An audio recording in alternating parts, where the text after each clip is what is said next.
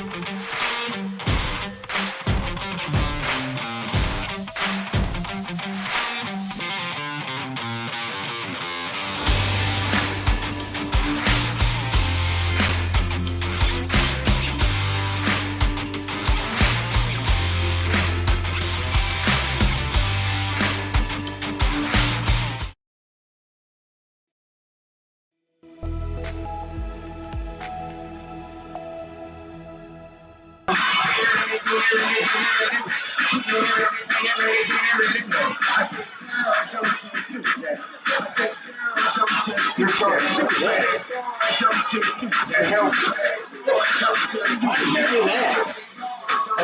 told me to do that.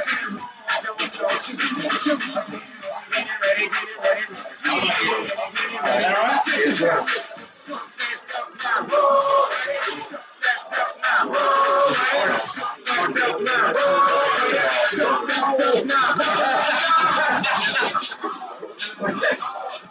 See that scanner with it? See if I do that. No.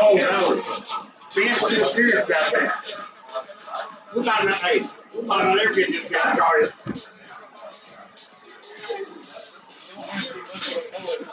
Somebody said, where did you Apache, there's smoke on the field.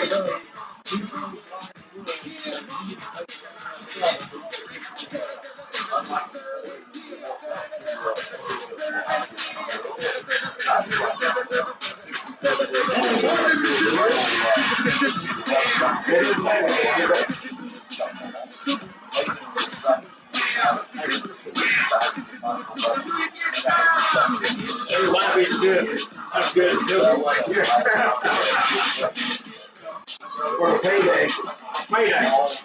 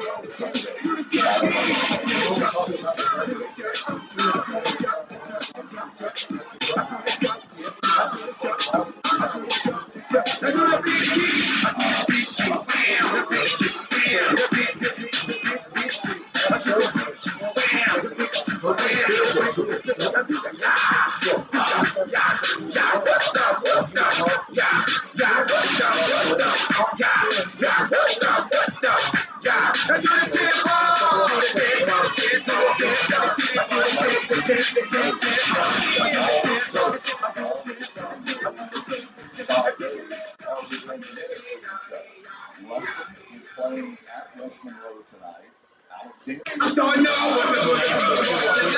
I know they got my back. Joe Metro, see it down again. And they do, you know what you might do. What you say, all that money is wild. A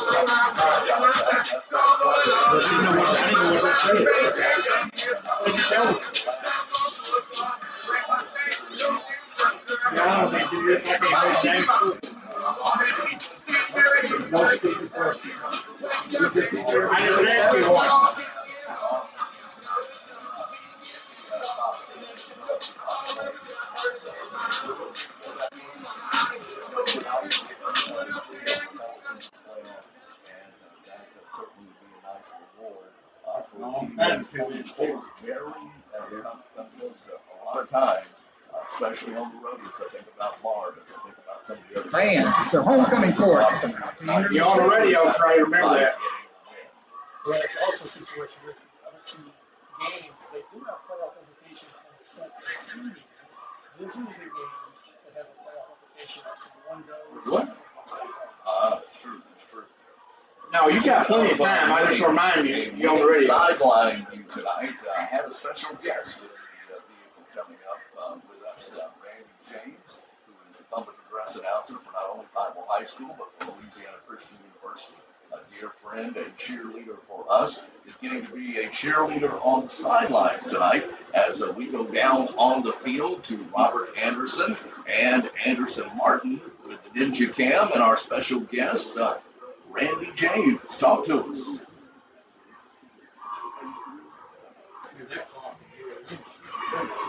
got the one fix. The new one down there, but it's fixed.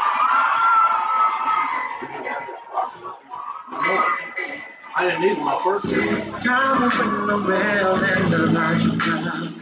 It'll be no end, there's no trace, no religion. Feel the city.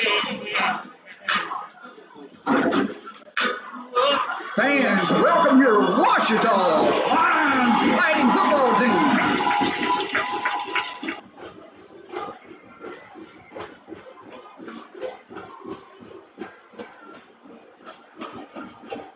Robert Anderson, along with Anderson Martin, giving us a view from the sidelines with our good friend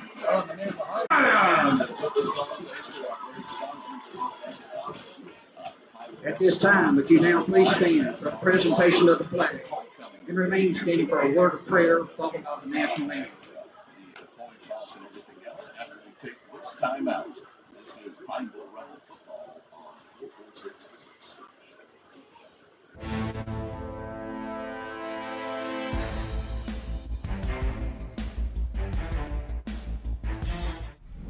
It all started with a sketch on a napkin. An idea created by two walk-on bench warmers. And after 10 years of hard work and perseverance to turn their dream into a reality, it's the #1 sports bar in America. Welcome to Walk On.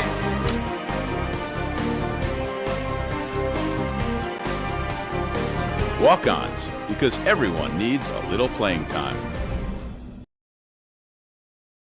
BK Distributors is proud to support high school athletics on 446 Sports. BK is the one-stop shop for trophies, banners, awards, letter jackets, and just about anything award-related. And now, welcome BK Apparel and BK Promotions to the family. For all your spirit apparel needs and anything you need to brand your business. When you think of anything you need with your name on it, think BK. Check them out on Facebook or at bkdistrib.com. BK Distributors, apparel. Do you have enough coverage? Are you paying too much? Will someone be there for you when the unexpected happens? I'm Jason Hawk with Farm Bureau. When it comes to car insurance, we have the answers, and we may have rates that save you money. So talk to Hawk at 318-791-HAWK or online at Talk. Our mobile banking app is changing the way we bank. Things are getting easier, transactions are getting safer, and you have access 24/7. All the functionality of banking you're used to, made easier to use, anywhere, anytime, and more secure than ever. Simple, seamless, safe. Download our mobile app today. Is vision crisp and clear as it is? Having especially at night, 40 and now needing reading glass. Trusted Alice is here to help with your care like we have been. Call Wallace so 844 for next eye evaluation.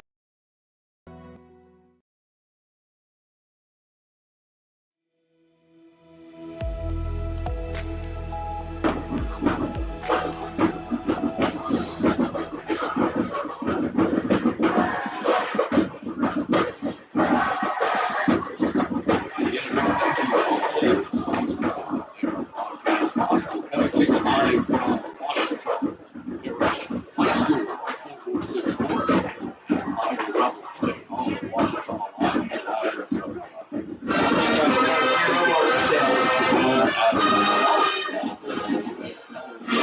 Our captains for tonight's game. Pineville Rebels is number 10, Jason Eagle. Number 30, Sebastian Millette. Number 33, Eric Frazier. Number 73, Keelan Taylor. For your lines is number 0, Kristen Dole. Number 1, Trayvon Bradford. Number 54, Gavin Waters. And number 66, Caleb Borlaug.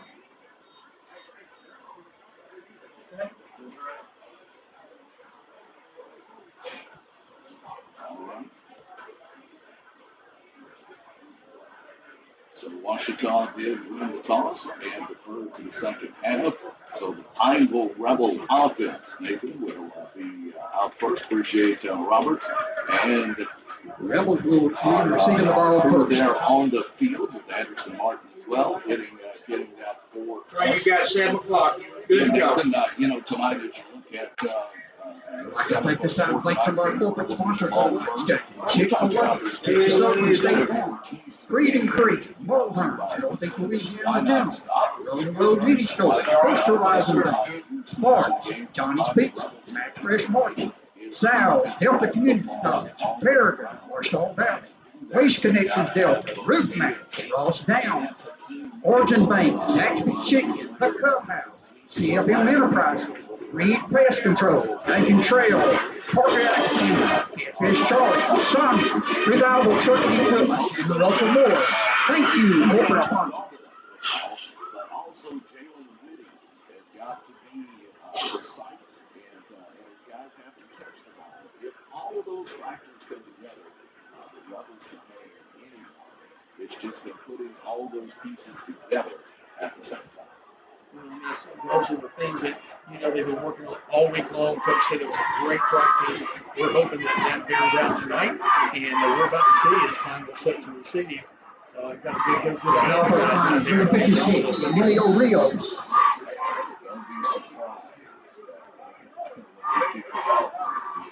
What might happen? He's going to let it all hang out tonight. Fielded at the 10. Returned up to the 15-20, coming near side, and then wrapped up at the 22-yard line. Not bringing it down, but the ball was down to that spot. And now the final run will take over now at the 22-yard line. Seniors with the receiver. Again, good to have number 44, Ethan Gates, back in the lineup tonight. He'll be back in fullback position. We're also going to see number 45. Rebels take over first down at the 22-yard line. Position tonight. But getting the start will be our player of the week from last week, Hakeem Nix. They pitch it to Nix, and Nix cuts back, trying to cut back to the inside. Gets a couple of yards, maybe up to the 24-yard line. So hopefully he got 2 on the play. He did to the 24. It will be second down and 8. Definitely going to be easy to spot the down marker with an illuminated LED number on the other side. Sometimes it blends in with color, but hopefully we'll be able to see throughout the evening. And the Rebels with the football first in the white jerseys. Moving right to left on your screen as you're watching this. You see Gates shift to the other side. Working it out. Again for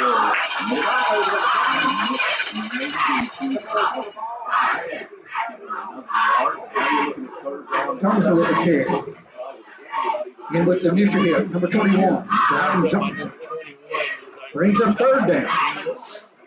15 offensive. 15 returning with Letterman. And so that's a good number of starters, 5 and 6 on each side, plus a couple other Letterman. So definitely got some experience in this team. Third down and 7 from the 25 on this opening drive. And the defensive back. He gets to the 30. Thompson with the kick. In on the stop, 7, Jalen Smith.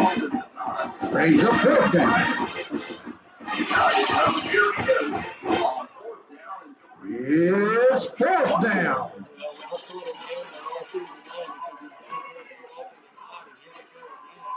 Told us to expect this, and this is a definite obvious move. Here we go. Maybe trying to draw off sides. We'll see. But he did say that last night. Jim Davies. Now giving the play back to Hakeem. Here they come. Hakeem gets in the backfield, and really stood no chance of doing that because Zion Johnson with the stop. Washington takes up the first down. give the ball to Ouachita on the short side of the field. We apologize. The video board is not working tonight. They had 9 men in the box, so everybody was in tight. So something off the corner or even a slant pass might be that change.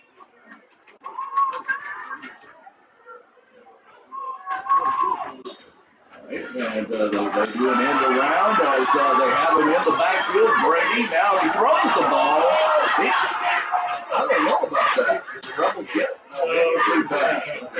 His hand did go forward. That should be intentional. I know the pass is incomplete.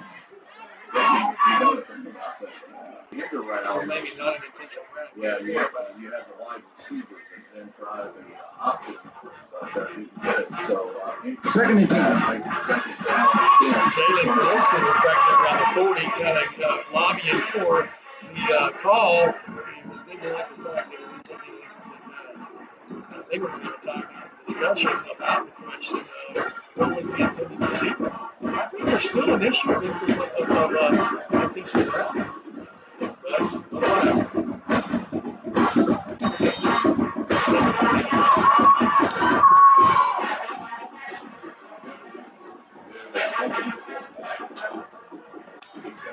Number 3, being chased backwards, now running the wrong way. They got him. Good pursuit by the Pineville Rebels, and particularly number 21, LaMarcus Leaders. As Leaders held on. Now Bill with the kick. And in the spot. First. There's a third down.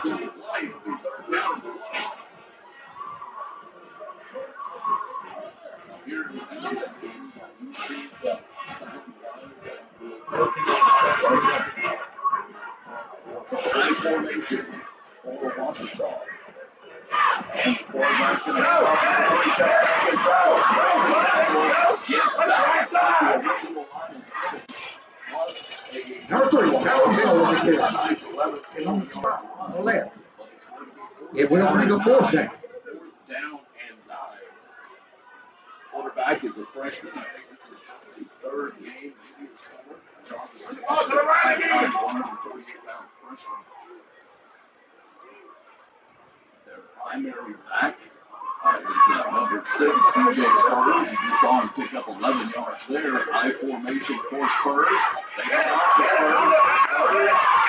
Spurs got the first down. Oh,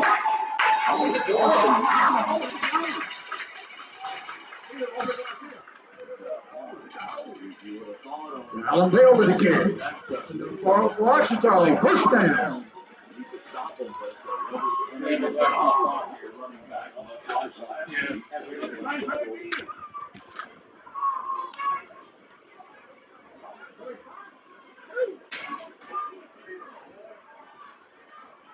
And off again. Dashing inside the 10. Put it up at the Callum Bill with the kick. In on the stop of Miranda. Again, having some great success running straight up the middle. Is the Ouachita Lions. 2nd and 3. Island Bell on that run. So Bell picked up 7, 2nd down and 3. They give it to Bell again. Bell cuts to the outside this time. Now back inside the 10. Actually to the 7. Callum Bill with the kick. So he has a first down. It's the Ouachita first down.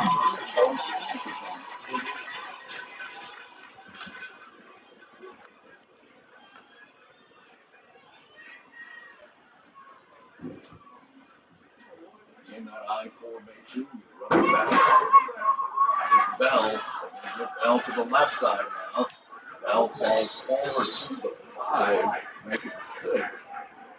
But still, he gets it Callum Bill with the kick. second And on the tackle, Davis. from the 6. 2nd and goal. From the 6.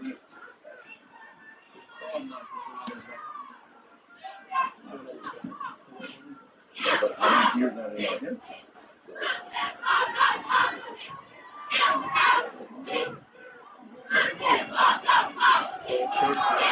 Hand off. Right at the 5, so another yard. 2 plays and 2 yards. Callum Bill with the kick.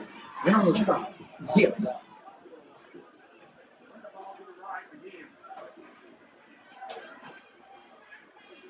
Run him out. So we've got the 3rd and goal from the 5-yard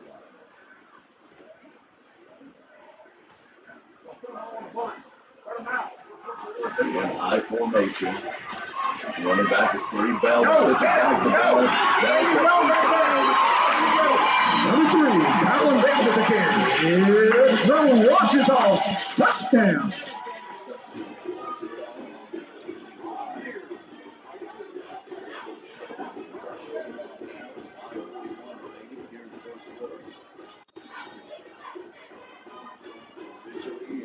And the kicker, number 56, Pineville Rebels.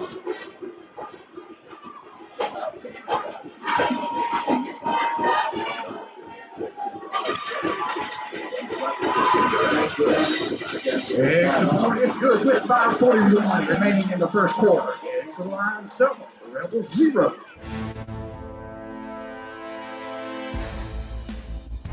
Appliance Parts Company in Alexandria has all your major appliance parts needs. We sell parts to all major appliances as well as new appliances, including window units, chest, and upright freezers. Appliance Parts originally opened its doors on Lee Street in 1972, and we're now open at a new location on Memorial Drive to serve you better. Stop by, say hey to our crew, and check out our awesome holiday gifts. Appliance Parts, 2208 Memorial Drive in Alexandria next to Target. Open Monday through Friday, 8 to 5, and Saturday from 9 till 12.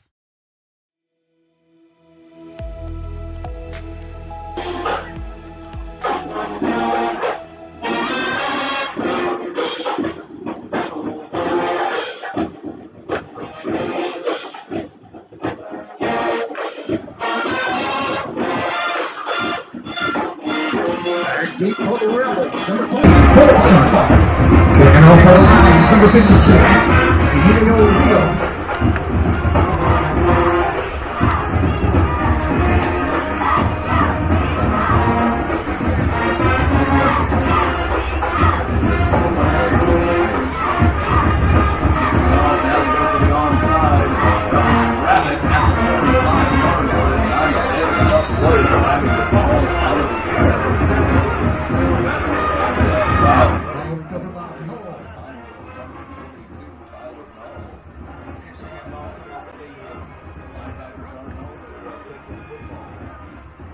Rebels take over first down at the 47-yard line. Great field position there, and thankfully the trickeration did not work for the Lions. Let's see if the Rebels can.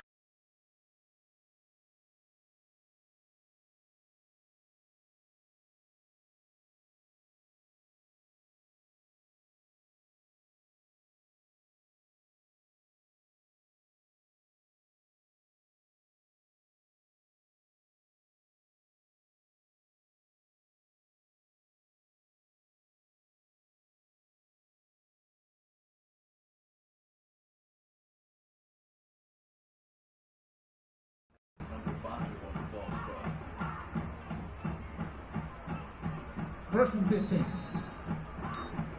down and 15 now, all back at the Rebels 40. Quick on the ball, hand off. Second lead is 8 on the carry. Gotta have a number. Tate with the carry. And on the stop, A.J. Washington. Second down. Thank you. Second series.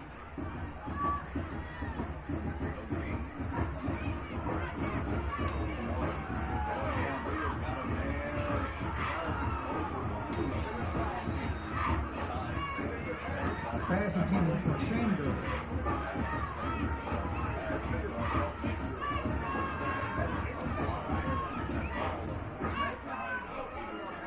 Get on the coverage.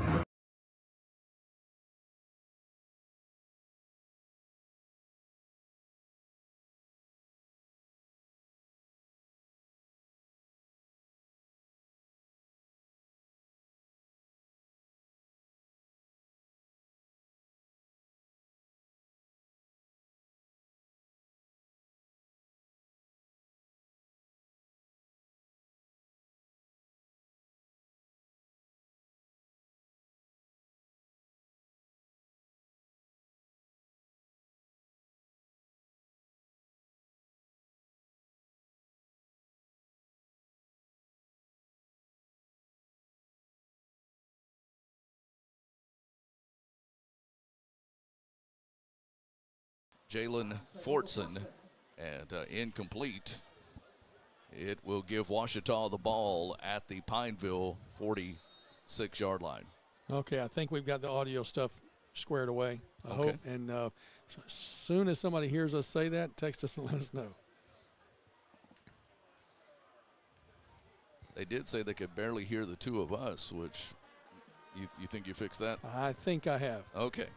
All right, I'll know here in a minute, I hope. So, all right, handing off far side number 6. Flag coming in, 40-30 to the 25-yard line, but a flag way back. Jacob's got to be careful on a tackle like that. Reed dove for him out of bounds.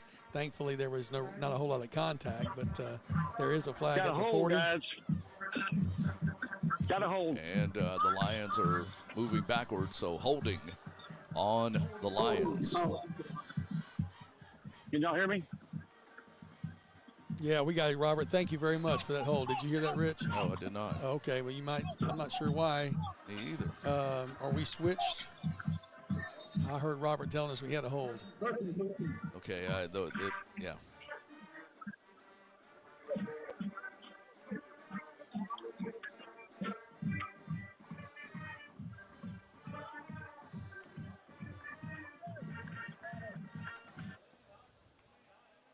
So it'll be 1st and 15. Back to pass. Quarterback looking, throwing, complete at the 41-yard line. Make it the 42 is where they will mark it.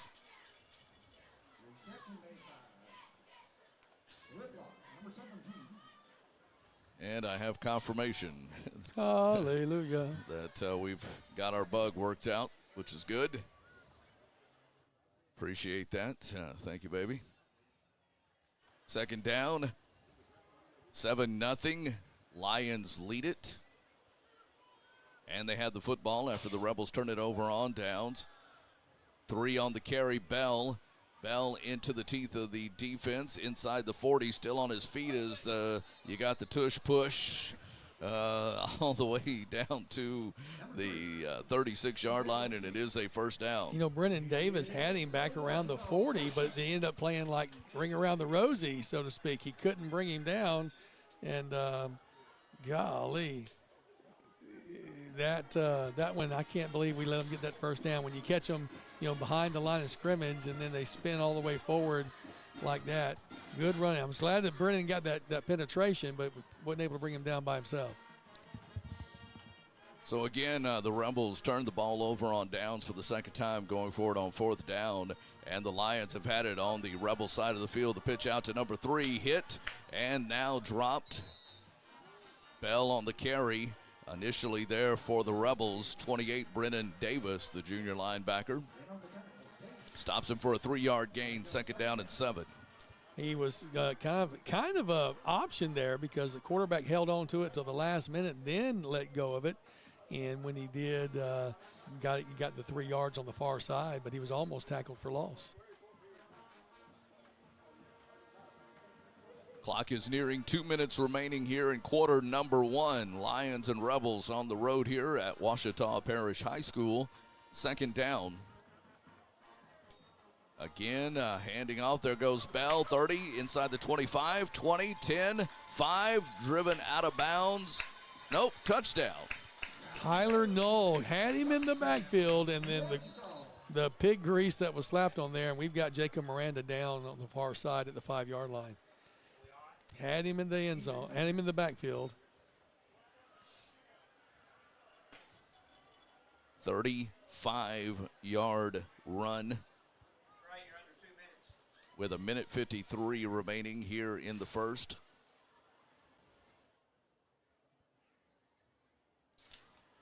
Seven nothing. Ash leads early on. Just up the interstate from us. Man, that's crazy. Everybody is so close to each other. It really is. We were mentioning that a few minutes ago, but you may not have heard it. We'll try to get a report from the sideline here when we get a chance to see Jacob Miranda, guys. Jacob Miranda is the man that's down, and now he's up. So he's been a player of the week on 2 different occasions for us. Let's hope it's maybe just a bell rung as opposed to some shoulder. Appears to be a shoulder, guys. All right, shoulder is what we're hearing, and we'll stay on top of that. Extra point coming up from number 56, Emilio Rios. It is good. Back after this timeout. It's 14-0 Lions. A minute 53 left in the 1st on 446 Sports.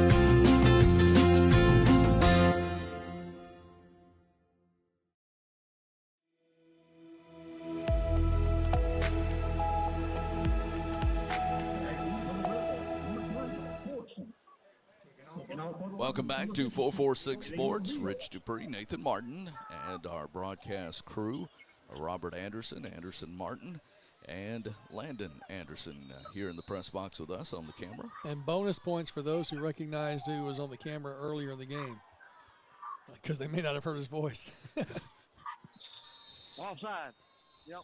Offsides, we think, on OPHS. Well, I'll tell you this, Robert Anderson was standing in the perfect spot to see it. I mean, he was looking down the line. I think he was going to call it before the flag came out of the pocket. Well, we won't tell you he's in our ear, so, you know. Oh, wait, I just did. Never mind. Is that what we're hearing? Yeah. So it's voice from above is actually voice from the sideline. So is he only in our ear, or is he over the ear too? Only. Say something, Robert. I was about ready to make that call. Well, I couldn't tell. I was ready to make that one. Yeah, it's just in our ear. I think he's going over the air, but that's okay. Okay. My meter looks like he's going over the air, but I'm having so many issues with this computer. I'm a little confused. We may drop it on the way out, is what you're saying? Yeah, that's right. That's exactly File right. a claim. All right, they back him up 5 yards to the 35. So Jalen Fortson being the deepest of the return men for the Rebels. And they kick to that side, taken at the 15, up to the 20, cutting back 25. Still on the feet to the 26, 27-yard line. They'll give him to the 27, maybe 28, actually. All right, so this is where you have to establish yourself. You can't afford a 3-and-out, 4-and-out. You can't afford a turnover. You've got to establish your rhythm here. And, you know, which weapon will it be? Is it going to be Ethan Gates? Is it going to be Mix? Is it going to be, you know, somebody else who steps up? We're going to throw the ball. Handoff, this is Aiden Tate. Tate straight ahead for the Rebels. And again, you know, Coach Bell told us last night at Jim Deggy's, he said, hey, you know, what do we got to lose? We're going to go for it on 4th down pretty much no matter where we are on the field. And they have so far. But Rebels got to make some things happen. 2nd down and 8 after the 2-yard pickup to the 30. 2nd and 8. Looked like a little early movement. Yeah, sure did. And they blow the whistle. Aiden Tate on the carry, but a false start. I think that's going to be on the far receiver, Eric Frazier. And again, you've got, you got some young men that aren't used to playing wide receiver that are coming in, trying to get some hands in the ball game to try to make some plays. Nathan, get some speedsters into the ball game. Whitty back to pass on 2nd down and 13. Throwing near side on the pass intended for number 13, Garrett Jackson, incomplete. Did he catch it out of bounds? I think he caught it, but he was stepped out. Yeah, he definitely was out of bounds. So well, I'll take the fact that we connected though. That's a positive step. All right, so 3rd and 13. Football touched the receiver's hands and he held on to it. There you go. 3rd down and 13. Whitty back to pass, quickly fires, got a man in stride, caught. That is Garrett Jackson coming right back to action. Jackson, and Jackson with the nice 15, 16-yard pass completion actually caught him running up the hash marks, and it is a Rebel 1st down. Haven't had a chance to say that this game. 40 seconds remaining, 1st quarter. Whitty quickly hands off Aiden Tate. Tate driving to the right side. He gets to the 45, maybe the 46-yard line before they drive him backwards. Should be a 2-yard pickup for Pineville. It'll be 2nd down and 8. Might be the last play of the 1st quarter coming up. The Rebels trying to move quickly before Ouachita's defensive line can truly get set. Whitty calls for the football. Back to pass. Whitty fires. Got him. Oh, hit seemingly a little early, but no call there. Pass intended far side for Fortson. Incomplete. It will stop the clock with exactly 8 seconds remaining in the 1st quarter. It will be 3rd down and 8. 3rd down and 8 from the Rebel 46. Pineville trails 14-0. Oh, here comes the all-out blitz, and he's going to be sacked. They're trying to strip him. He is sacked way back inside the 40 at the 37-yard line. A lot of yards lost on that jailhouse break, if you will, of a blitz. Man, half the team came from that left side of the defensive line, and there just weren't enough bodies to pick them up.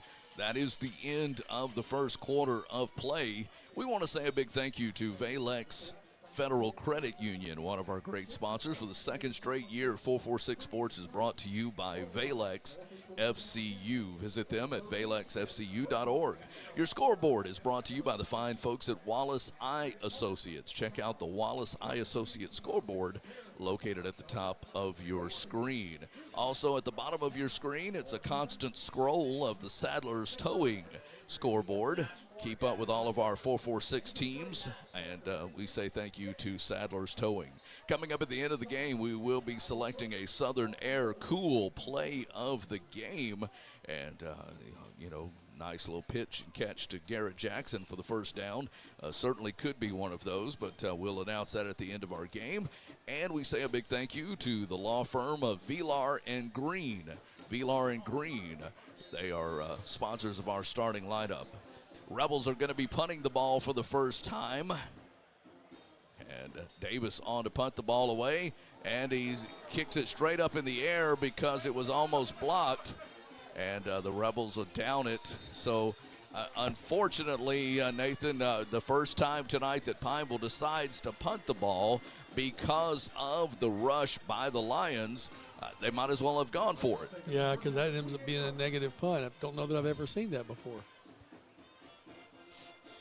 I honestly don't know that I've ever seen the result of a punt be negative yardage, but that's kind of the way it's just tumbled our way so far this first half. You hope your defense can stand up and stop them from inflicting any more damage, and then you can make your adjustment on your next possession. That was a beautiful pass to Jackson. Let's get some more of that. Back to pass is the freshman, number 11, fires complete. Grabbing that football out of the air was number 15 for Ouachita. Brian Dearborn there on the push at the end to knock him down, but definitely picked up half the yards they needed for the first down. Nick Nelson with the completion, or recipient of the completion. Inside the 25 to the 23. Already up 14-0. Are the Lions knocking on the door again. Handoff near side, number 3. They got him in the backfield again. Back inside the 30. Stop the whistle blows, and a host of Rebels there, but to drop him for double-digit yards loss all the way back behind the original line of scrimmage to the 30-yard line. That's what they'll say is forward progress stop. So it'll be 3rd down and 12 now. 3rd and 12 from the 30. Credit a lot of Rebels on that one. Sebastian Mollett definitely in on it from his position and able to get the pursuit there. Turned him around backwards, and then he had no place to go because the rear side pursuit was in place. Back to pass. Walker sets up the screen to number 4, but he fell down on the job, Nathan. Yeah, I don't know if he's staying down or not, but he was running backwards and just lost his balance trying to set up the screen. Yeah, he's going to come off. I think he twisted something trying to come up with the ball. He was turned completely backwards when the ball came to him, and then when he planted the foot, I think something snapped inside. Nobody touched him, but you hate to see a turf injury like that. 4th and a long ways. I'm assuming they're going to go for it. Yeah, too long for a field goal, too short for a punt. You're already up 14-0. Why not go for it on 4th and 17? 4th and 17. Back to pass. Looking, firing toward the end zone. The ball is out of bounds. Not caught anyway. I'm looking for laundry. No laundry. Turnover, baby. Pineville will get the ball for the turnover on downs, but this time on Ouachita. And maybe this is the spark that you needed for the defense to get the stop. Not only get a stop, but get 5 yards back, Rich, because they ended up, going for it on 4th and 15. So you actually took away 5 yards from them, giving yourself field position back to where you were a while ago in your own 4th when you punted it. So at the 35, Pineville gets a fresh set of downs. Now moving left to right. Pineville in the white jerseys, Ouachita in the red jerseys, just for those of you keeping score at home. in motion. Now they pitch it out. Trying to cut back is Mix. Mix to the 35. 30 trying to get back past that original line of scrimmage. He ran several yards, but he was going east-west instead of north-south. And he was held up again because the defense got somebody into the backfield. And anytime you can get penetration, it often alters that running back's trajectory. Had to bust it outside instead of where he was wanting to go, and then the pursuit was there. Still picked up a yard, so I'm glad to see that. 2nd down and 9 as we near 9 minutes remaining first half. Pitching it again to Hakeem. Hakeem, that interior pursuit by the Lions is definitely lethal as they drop him for no gain. So it'll be 3rd down and 9. So they brought Landon Roberts way out this side, and he's always been running like a corner route or a post route. I'd love to see him run a slant out of that because they're playing off of him a good 5 yards, and I think there would be a chance to get a quick connection on something like that. Now Landon goes to the far side, where you'll have 2 receivers to the top of your screen, far side hash mark. Under center, Whitty on the draw. Now Whitty throws it at the last second to Hakeem. Mix gets again back to the line of scrimmage, but a busted play that was supposed to be a draw to Hakeem, but the Lions defender was there, so Hakeem stepped out of his way, and then Whitty dumped the ball off to him. I think the punting team will come on, but Rich, that's certainly making something out of nothing because they had Whitty caught for a loss. He dumps it off to Hakeem, and he picks up 1 yard, maybe a yard and a half. So on 4th and 7, we're going to set up for our punt, and I agree, let's don't give them the short field again. Brennan Davis did not have much time to get the ball away before. Let's see if he does now, and we have flags. Procedure call on Pineville will back us up 5 yards.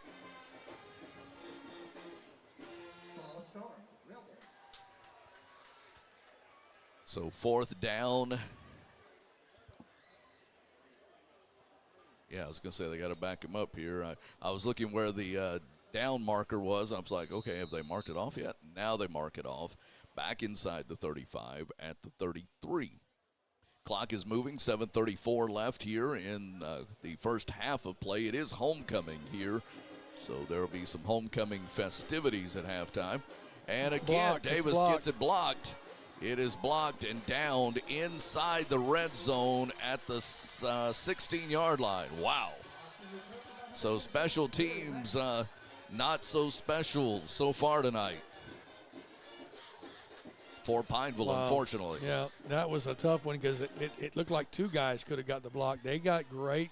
They were gunning for him, and we got to get some protection there. I think we only had 2 back to block instead of the traditional 3, and we didn't pick up everybody coming in. So a fortunate turnover for the Ouachita Lions, but so far I know we're kind of baffled at not able to get the production that we want. Jarvis Walker, number 11, is going to option it out to the tailback, slips a tackle, cuts inside the 15 to the 10 to the 7-yard line before he's hammered out of bounds. Dearborn on the stop, I believe. Dearborn there for Pineville, along with number 22, Tyler Null. And Dearborn's hurt. They need to. He's either got a hand or a groin injury, but he's not waving anybody to come in. But that's got to watch that.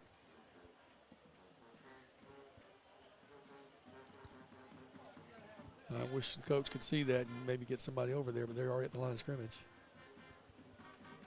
From handoff on the draw, I heard whistles at the 5 into the end zone, but a flag.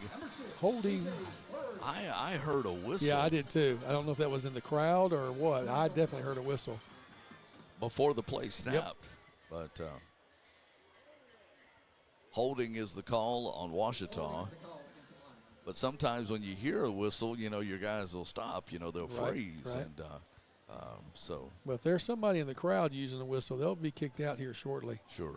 Dearborn's still acting like he's got a little injury over there, and I'm really with the finger or the hand or forearm, and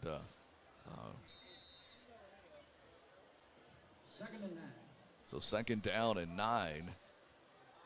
It's a big old tall drink of water that tied in on the left-hand side there for Ouachita. Yeah, he's 6'7". Inside, touchdown. Number 3 on the run. I think this is Kylan Bell's 3rd touchdown as well. So Bell with the touchdown run. 6:54 remaining in the first half.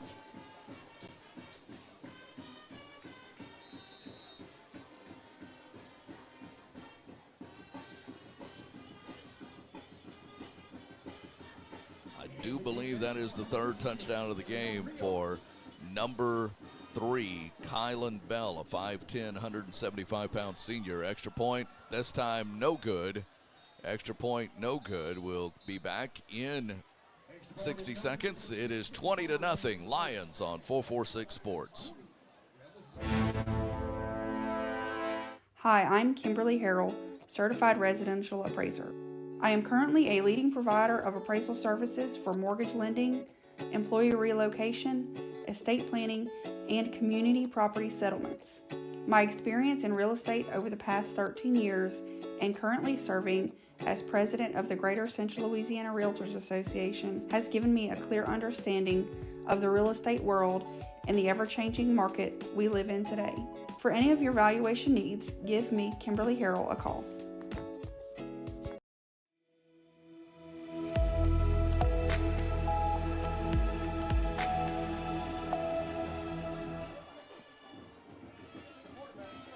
Back to Ouachita Parish High School, 20-0. Lions lead it, just under 7 minutes remaining here in the first half of play on week number 10 from just east of Monroe. And this one, a low kick that will bounce and be fielded inside the 10. Now back to the 15, trying to cut back to the 20, but no more. Stopped at the 21-yard line on the return by the Rebels. Jalen ran into his own blocker, and then the middle was just jammed up, no place to go. But good to get the 10-yard return and be out around the 21-yard line. Yeah, Jalen Fortson felt like he ran into a train, and he's a little ginger coming off as he's getting some help from Hakeem Mix to make sure he gets to the sideline and checks out that bruise. But he took a hit. Under center is Jalen Whitty for the Rebels. Back to pass, fires near side, complete at the 27-yard line to Ty Sanders, number 5. So nice pitch and catch there of 7, maybe 8 yards. Let's say 7. It'll be second down and 3. That's the position I was looking for because they're playing off of the guy who's way out. And now you got him into the neutral zone and a flag. I think we got him to jump. On the snap count, yep. Offsides on the Lions. 5-yard penalty, first down. And I think that might be the first down of the contest, but we'll take it. No, it's the second? Okay. Yeah. That's right. You're right. I remember on that long pass to Garrett Jackson. First down and 10. Handoff, Aiden Tate. And Tate stood up at the 34, very close to the 35. Actually, they'll give him a 1-yard gain to that 34 from the 33. So 1-yard pickup, second down and 7. Whitty will go back out of the shotgun now. Looks over to his offensive coordinator, Justin Webb, checking the play. Whitty calling for the football. Back to pass, complete. No, I was going to say in double coverage. Right. Trying to go to Ty Sanders. They were definitely respecting Ty as number 5 and number 16 both came over to double team him. You know, Ty's definitely a defensive threat, but we've seen him put up some good offensive numbers this year too, playing both ways. Mainly out of the running back position, so this wide out opportunity is new for him. Quickly passing, got a guy incomplete through the hands of number 4, Landon Grimes. And it'll bring Davis on to punt again unless Pineville goes for it on 4th and 9. And they are going to try to punt it away. Again, last two punts, Nathan, have not been picturesque. We'll see what Pineville can do here. But watch how many are back to block. I mean, traditionally you're going to put 3 there with, one's going to stand off a little bit and then come to the middle on the snap. So I do see 3 now headed back there, thankfully. Kind of deep. So they're coming around that corner. You got to pick them up. Snap the ball. Ball's on the ground. Gets it away. Barely end over end's going to take a Rebel roll, though, inside the 40. Down to the 34-yard line is where it will be downed by number 23, Aiden Tate. Aiden playing everywhere he can. You know, we saw him come out against Barb earlier in the season and have enjoyed him, except when injuries have pulled him away. But I'd love to see him have another great game. He was player of the week earlier in the season. It is homecoming here for Ouachita Parish. They're enjoying the first half so far, and they're going to have an extended halftime. We'll be bringing you some scores from around the area. Yeah, we'll be checking that out. Quarterback calls for it. Hands off on the draw to number 6. Cuts back inside 40 to the 45. And he will have a first down as C.J. Spurs, the junior running back, on the carry. Tyler Knoll got the last hit. He looked like a pinball, though, Rich. He bounced off one of his guys, then off of 2 of our guys before Tyler Knoll finally hit him and knocked him down there at the end of that 10-yard run. Boing, boing, boing. That was the sound I was imagining in my head, too. 2 receivers far side. Quarterback Walker scrambles out that way. Fires incomplete on the pass intended for that 6'7" tight end, Trey Bradford. Incomplete into the Rebel sideline. He may be a little slow getting up because he went into some folks over there. And went into the bench. Yeah, I think even including my son Anderson may have been in there. Well, Anderson will relish that. He'll have a story to tell. Yeah. Teach him to keep his eye on the game, right? That's right. Don't be looking down when you're on the sideline. Keep your eye on the ball. Eyeball. Okay. Never mind. Well, that number 1 is also a big. I mean, that's that. We mentioned him 6'7", and he was definitely a big target. Quick handoff. Yep, number 6, I believe, on the carry again. Spurs across the 50 and into Rebel territory at the 48-yard line. LaMarcus Thurs grabbed a hold of him, 5'7", and every bit of, it says 200 pounds. He may have those, but, man, he was holding on and not letting go. It's going to be 3rd down and 3 here for the Lions as we near 4 minutes left here in the first half. Lions up 20-0. We jumped, but I don't know if we got into the neutral zone. They wanted it for us. Play clock's at 7. 5, 4, 3, 2, 1. They snap it on 3rd and 3. Quarterback's going to run. Not going to get there. Will actually go back onto the Lions side of the 50 at the 49. He will lose a couple, and it will be a punting situation from midfield for the Lions. Eric Frazier big on that stop, trying to go for the strip as well and kind of redeeming himself from an earlier offsides that he had. 3:27 to go here in the second quarter.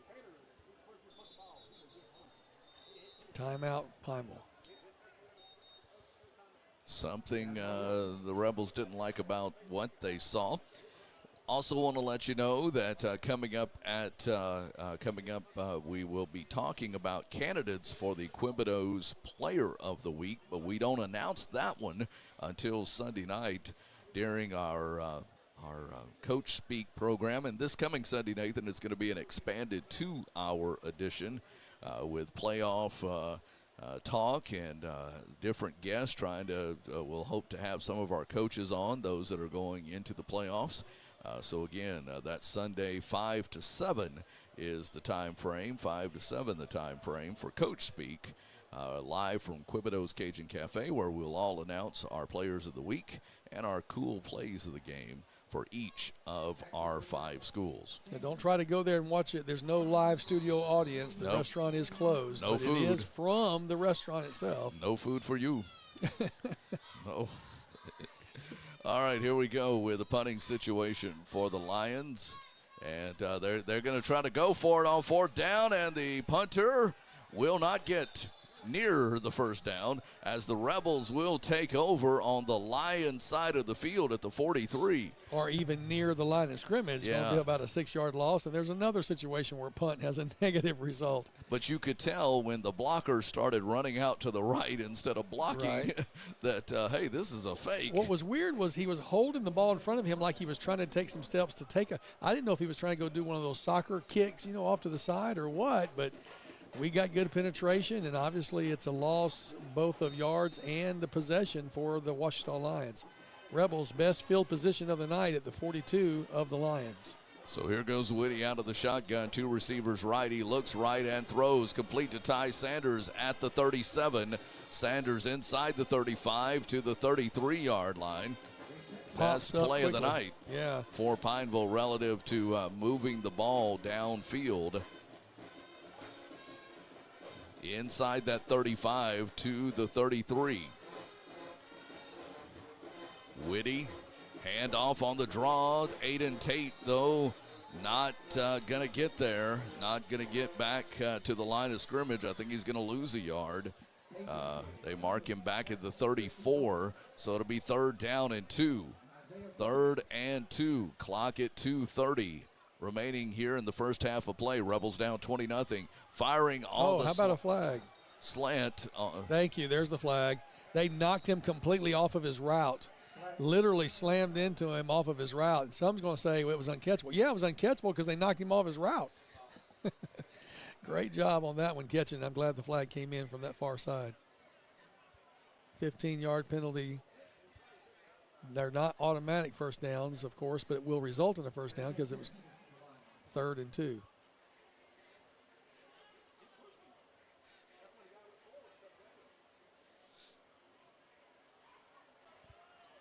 All right, so 1st and 10 at the 19. Rebels' best opportunity of this contest. Gotta make them pay. Receiver to the bottom of your screen, 2 to the top. Whitty calling for the football. Back to pass, throws out into the flat. Complete, I believe, to Garrett Jackson, but just a couple or was that Justin Rachel? 15? Yes. Yeah, Justin Rachel. So Rachel with the catch, but just a 1-yard pickup. So it'll be 2nd down and 9. Ball on the far side, hash mark. So 2 receivers now to the bottom of your screen, 1 to the top. Whitty inside that red zone. It's going to hand off quickly to Aiden Tate. They push Tate on through. Come on, nice movement by the offensive line after it initially looked like he was going to be stopped at the 15. He gets on inside the 15, down to the 11. It'll be 3rd down and 4. Quickly again, they go Tate right up into the teeth of the defense. He's going to be stood up at the 11 where it's going to be 4th and 1. Coming up 4th and 1 with 1:25 remaining. Pineville running a rush offense there and hoping to catch him off balance. Did pick up a yard, but not the first down. Here is probably the most critical play of the contest so far for the Rebels. 4th down and 2. 4th down and 2. And now the Rebels do bleed the clock a little bit just from the standpoint that they want to make sure of the play they're running, slowing that NASCAR offense down just a little bit. Might call a timeout. Yeah, down to 4 on the play clock. And Coach Bell does call timeout. We'll keep it here because we don't want to lose this particular opportunity. Nathan, I know coming into this game, we talked with Coach Bell last night at Jim Deggy's, and, the Rebels did go for it on 4th down a couple of times early on when they were on their own side of the field. Their punter was lost in the very early, matter of fact, during the jamboree, and you've had a linebacker that's been punting. So, Pineville going for it a couple of times early on has given the Lions the short field, but now the Rebels try to take advantage of a punting error by Ouachita, and they are looking right now with the ball on the 12-yard line. 4th and 2. They got to get inside the 10 for the first down. Got to get inside the 10 for that first down. Let's see if they can do it.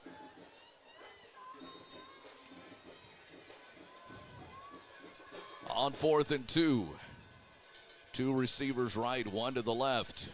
Quarterback back to pass, rushes on. He throws it up there. The ball is up there. Is it caught?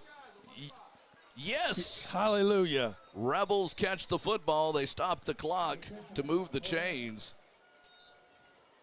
Believe it was Jackson that caught it. Here we go, 1st and goal. Talk about a prayer being answered. Hand off quickly. This is Tate pushing, grinding. And a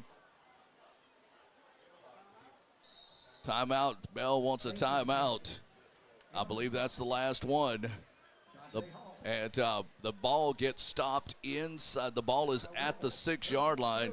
Let's go down to the sideline if we can. Talk with Robert. And Robert, on that last play, it was right there in front of you. Ball thrown up for grabs. That was Mollett that got that. Really? Okay. Yeah. I saw a 3, but I'm standing behind your son because of the angle of the booth, so I'm trying to look over his shoulder and see. So it was Sebastian that caught that Hail Mary, if you will. Even though it wasn't a deep Hail Mary, it was still a prayer tied to it, wasn't it? Yes, sir. And also on the injury update with Jacob, he was done for the night. Oh, wow. Oh, no. All right, so Jacob Miranda done for the night on an early injury. All right, so we're out of timeouts. There's 23 seconds left in this first half. Ball is at the 6. It's 2nd and goal from the 6. Whitty calling for the football. Whitty throwing to the corner of the end zone. Touchdown. Hallelujah. I could not see. Who? I can't even. I think it was 15 Rachel. There's the boom. Here comes the boom, as Randy James would say. Justin Rachel. All right. I could not see. Talk about being in an awkward situation. I know you at home could see it, but I just couldn't see it. And so touchdown, Pineville Rebels on the 6-yard pass to Justin Rachel. And we'll have the point after and a timeout coming up after that. Kick is on its way, and it is good. Rebels get the score to make it 20-7. 17 seconds left in the first half. Back in a minute on 446 Sports. Anderson.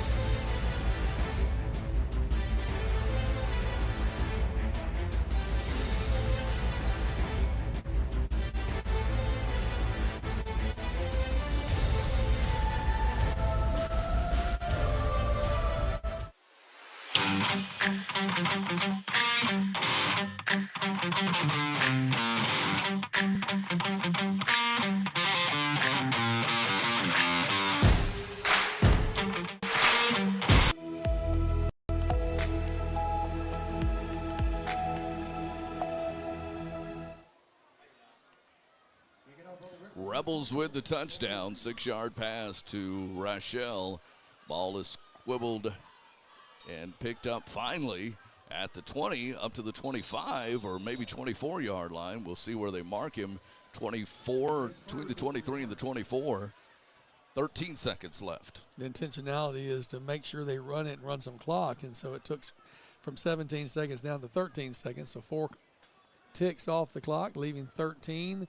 Hopefully Lions will be content just to kneel it and bring it into the halftime. And we'll get ready to talk with our head coach about his thoughts on the first quarter and the second quarter, and where the Rebels are sitting now at 20-7.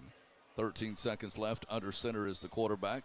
He's going to hand off to number 3, Bell. Bell, who has 3 touchdowns in the first half, gets 11 yards on that run.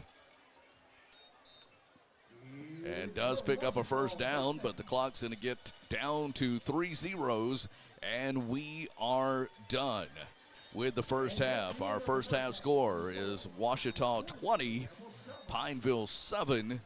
We'll go down on the sideline here in just a moment and talk with our head coach once I see we have him secured.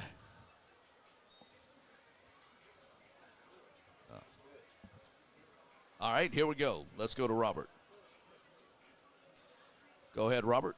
Coach, we've got a little momentum going into the second half, and what do you think of the guys? Well, Coach Well made a good adjustment and to allow us to get that touchdown right there. And look, we came here to win. Even down by 20, we're still here to win. And I'm sure some people back home probably think we're crazy for going for it and some things, but that was the game plan coming in. And, we're going to continue to keep our foot on the gas. And defense is playing well, battling through some injuries. But, we're going to come out swinging here in the second half. Thank you, Coach. Appreciate that, Robert. From the sideline, we did hear that Jacob Miranda, our 2-time Player of the Week award winner, injured a shoulder in the first quarter by a score of 20-7. 20-7 is the score. The Lions will have the ball to start the second half. We will go ahead and take a timeout here and make up some of the timeouts that we have missed. And then we'll hopefully have some halftime stats for you and much more. Stay with us. It's homecoming here. We'll come back and talk to you about the Rebels and kind of give you a little recap of the first half. Stay with us. This is Pineville Rebel football. They trail 20-7 on 446 Sports.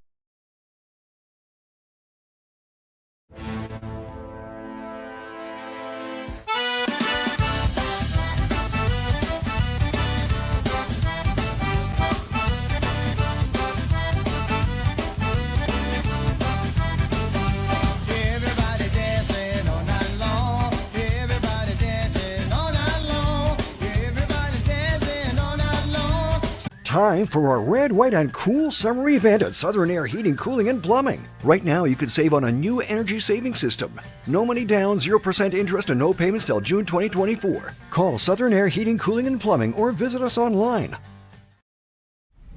It all started with a sketch on a napkin. An idea created by 2 walk-on bench warmers. And after 10 years of hard work and perseverance to turn their dream into a reality, it's the #1 sports bar in America. Welcome to Walk On.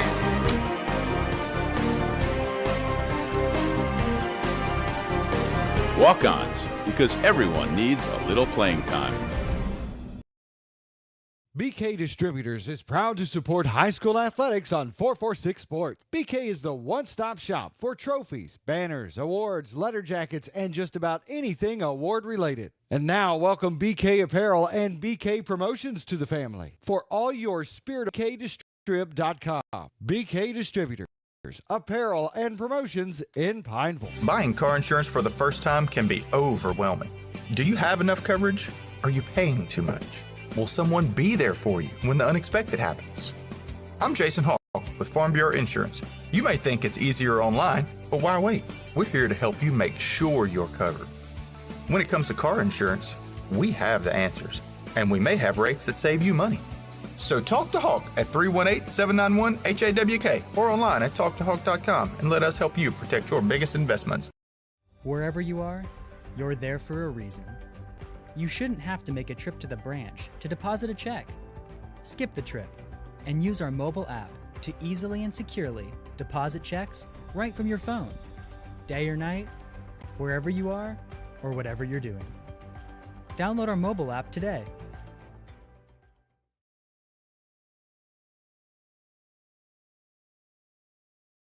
For a lifetime of the best possible vision, Look to Wallace Eye Associates, where our tradition of eye care excellence in Cenla spans nearly 40 years. From your next family eye exam to cataract and glaucoma evaluations, trust your vision to the experienced eye professionals at Wallace Eye Evaluation. Appliance Parts Company in Alexandria has all your major appliance parts needs. We sell parts to all major appliances as well as new appliances, including window units, chest, and upright freezers. Appliance Parts originally opened its doors on Lee Street in 1972, and we're now open at a new location on Memorial Drive to serve you better. Stop by, say hey to our crew, and check out our awesome holiday gifts. Appliance Parts, 2208 Memorial Drive in Alexandria next to Target. Open Monday through Friday, 8 to 5, and Saturday from 9 till 12.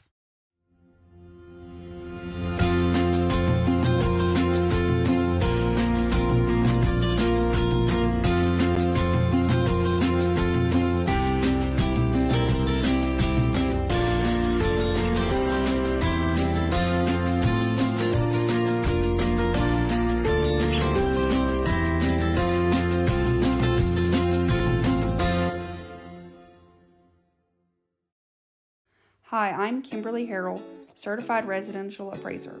I am currently a leading provider of appraisal services for mortgage lending, employee relocation, estate planning, and community property settlements. My experience in real estate over the past 13 years and currently serving as president of the Greater Central Louisiana Realtors Association has given me a clear understanding of the real estate world and the ever-changing market we live in today. For any of your valuation needs, give me, Kimberly Harrell, a call.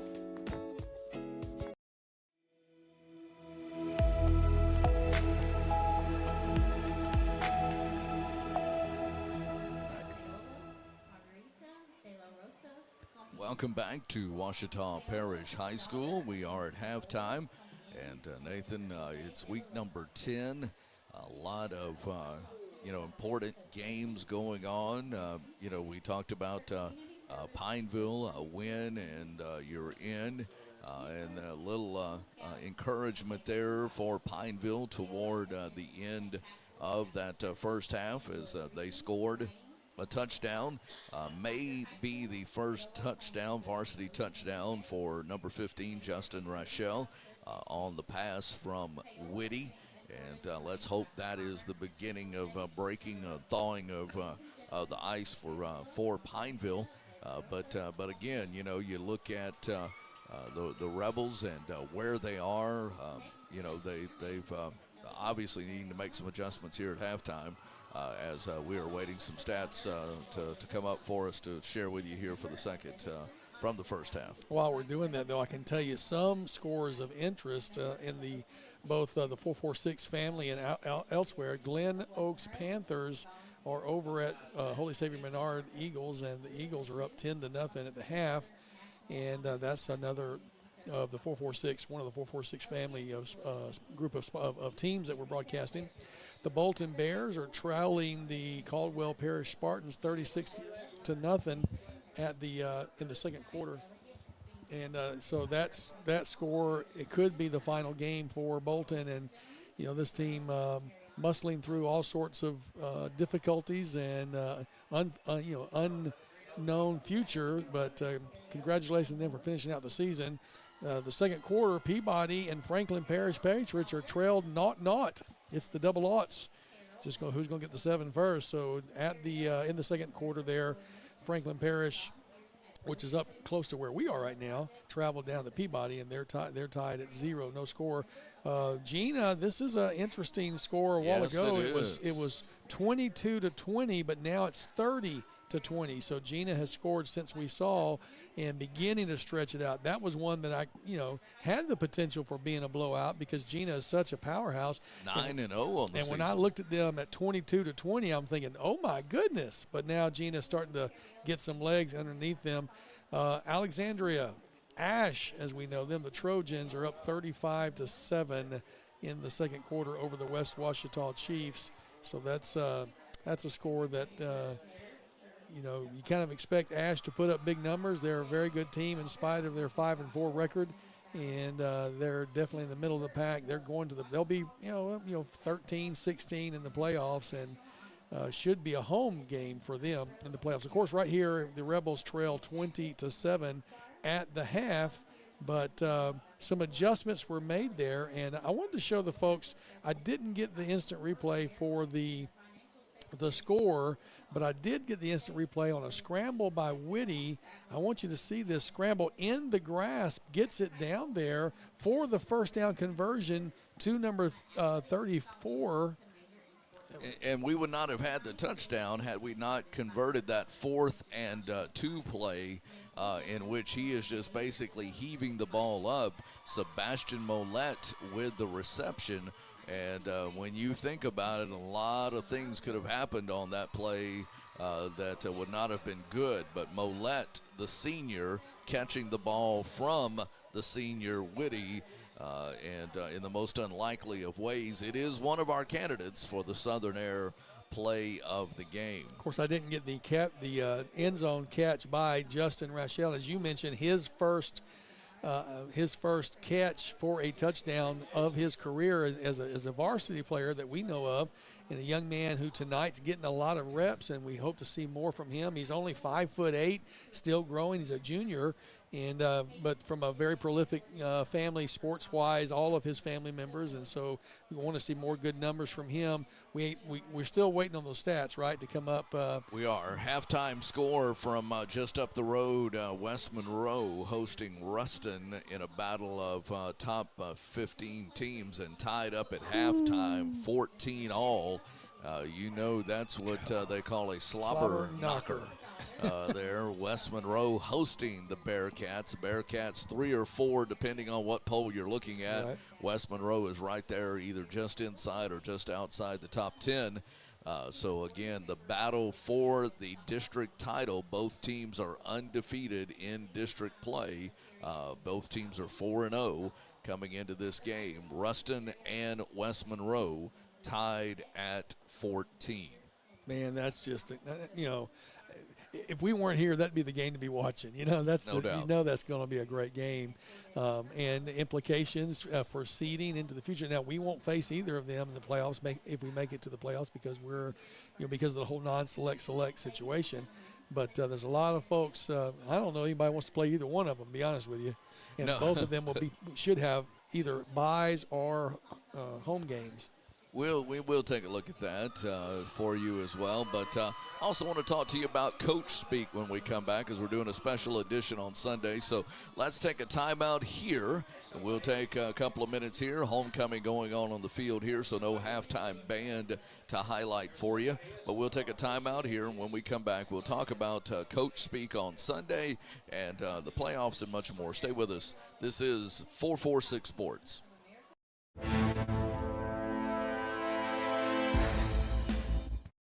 Is your vision just not as crisp and clear as it used to be? Are you having difficulty driving, especially at night? Are you over 40 and now needing reading glasses? If so, the trusted eye care team at Wallace Eye Associates is here to help with your family's eye care needs, just like we have been for nearly 40 years.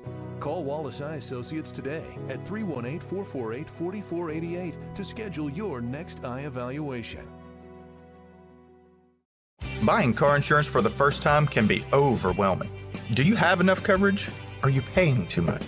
Will someone be there for you when the unexpected happens? I'm Jason Hawk with Farm Bureau Insurance.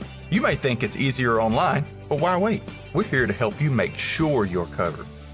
When it comes to car insurance, we have the answers, and we may have rates that save you money. So talk to Hawk at 318-791-HAWK or online at talktohawk.com and let us help you protect your biggest investments. Our mobile banking app is changing the way we bank. Things are getting easier, transactions are getting safer, and you have access 24/7. All the functionality of banking you're used to, made easier to use, anywhere, anytime, and more secure than ever. Simple, seamless, safe. Download our mobile app today. It all started with a sketch on a napkin. An idea created by 2 walk-on bench warmers. And after 10 years of hard work and perseverance to turn their dream into a reality, It's the #1 sports bar in America. Welcome to Walk On.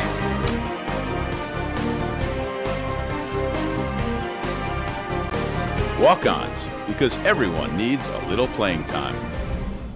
BK Distributors is proud to support high school athletics on 446 Sports. BK is the one-stop shop for trophies, banners, awards, letter jackets, and just about anything award-related. And now, welcome BK Apparel and BK Promotions to the family for all your spirit apparel needs and anything you need to brand your business. When you think of anything you need with your name on it, think BK. Check them out on Facebook or at bkdistrib.com. BK Distributors, apparel and promotions in Pineville. For a lifetime of the best possible vision, look to Wallace Eye Associates, where our tradition of eye care excellence in Cenla spans nearly 40 years. From your next family eye exam to cataract and glaucoma evaluations, trust your vision to the experienced eye professionals at Wallace Eye Associates. Call Wallace Eye Associates today at 318-448-4488 to schedule your next eye evaluation. Wherever you are, you're there for a reason. You shouldn't have to make a trip to the branch to deposit a check. Skip the trip and use our mobile app to easily and securely deposit checks right from your phone. Day or night, wherever you are, or whatever you're doing. Download our mobile app today.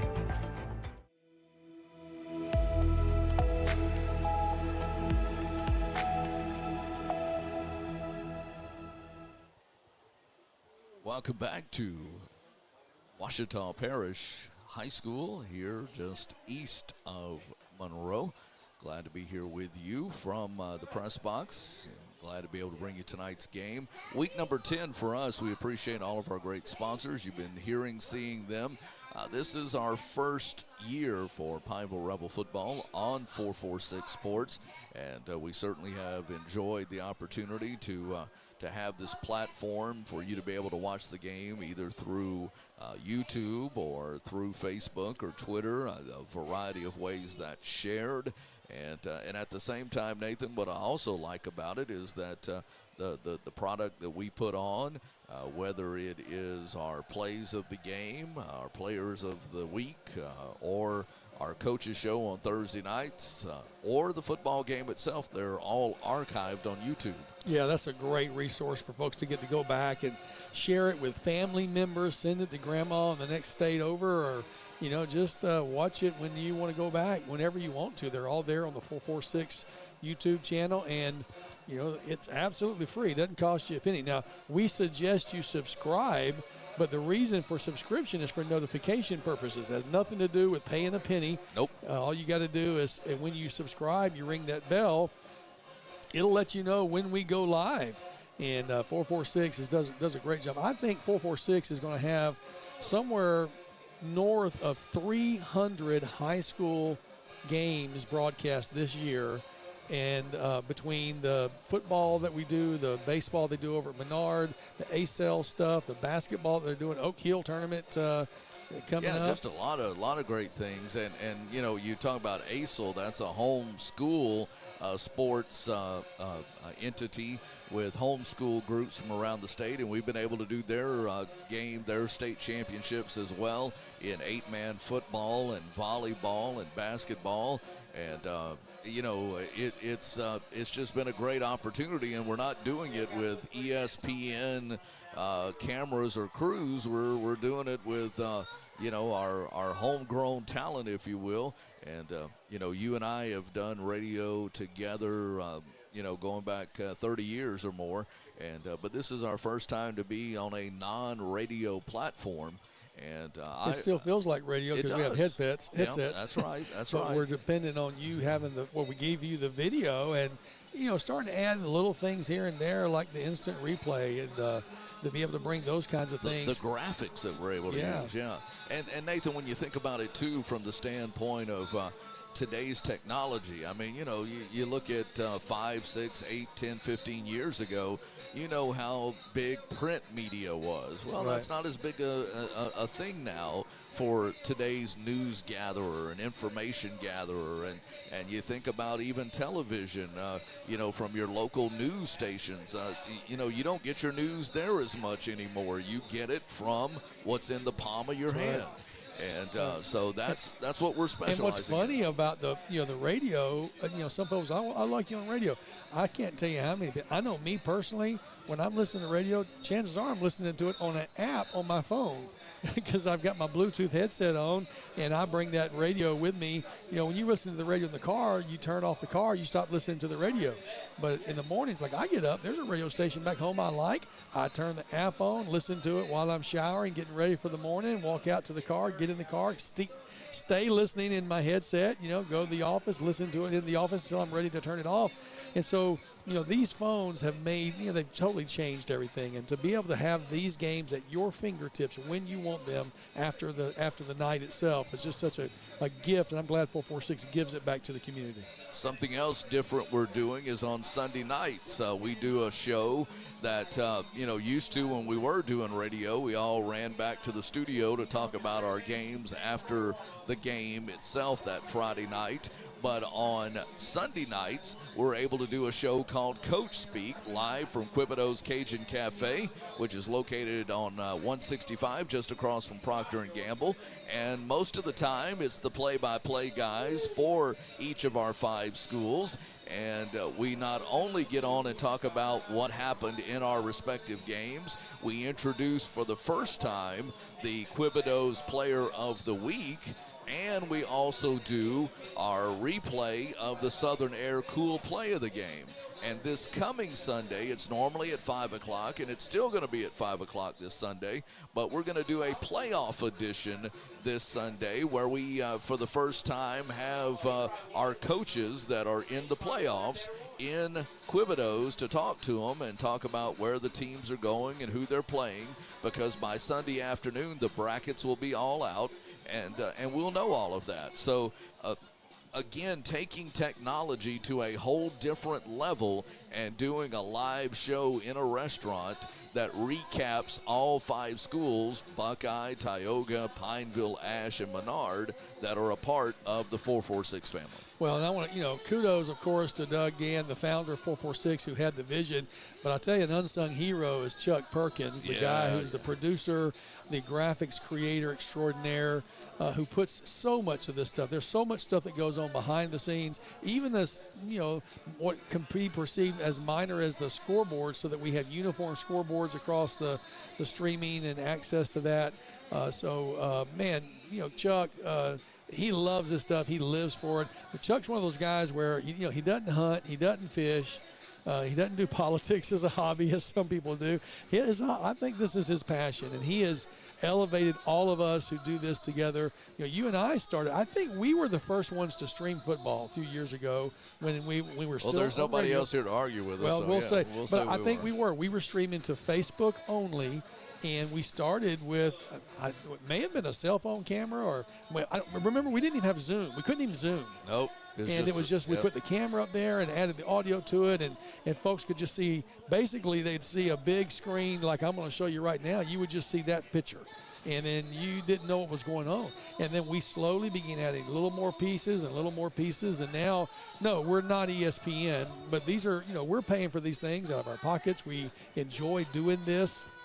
And buying this equipment and improving each season. Hopefully, it's something that brings you value, and to the families and the players themselves. We want to give you something that you can be proud of going down into the future. Maybe now I know they have Huddle, and there's another resource they use for sending their little screenshots, to prospective college coaches. But feel free, if you need a clip out of one of the games, let me know, and we'll be glad to get that clip to you. All right, it's time for kickoff, Rich, and as you recall, the Rebels. Well, the Lions won the toss, elected to defer until the second half. So the Lions will have the ball to start the second half. Rebels will be kicking it off. Jocko Lee will kick it from the 40. and we're getting ready to start this second half contest. Third quarter score, Eagles 10, Glen Oaks 7. 10-7, so that game's tightened up a little bit. All right, Rebels getting ready to kick off. It is number 24, Jocko Lee, to kick from left to right. Again, Rebel onside kick. Rebels try it, but do not succeed.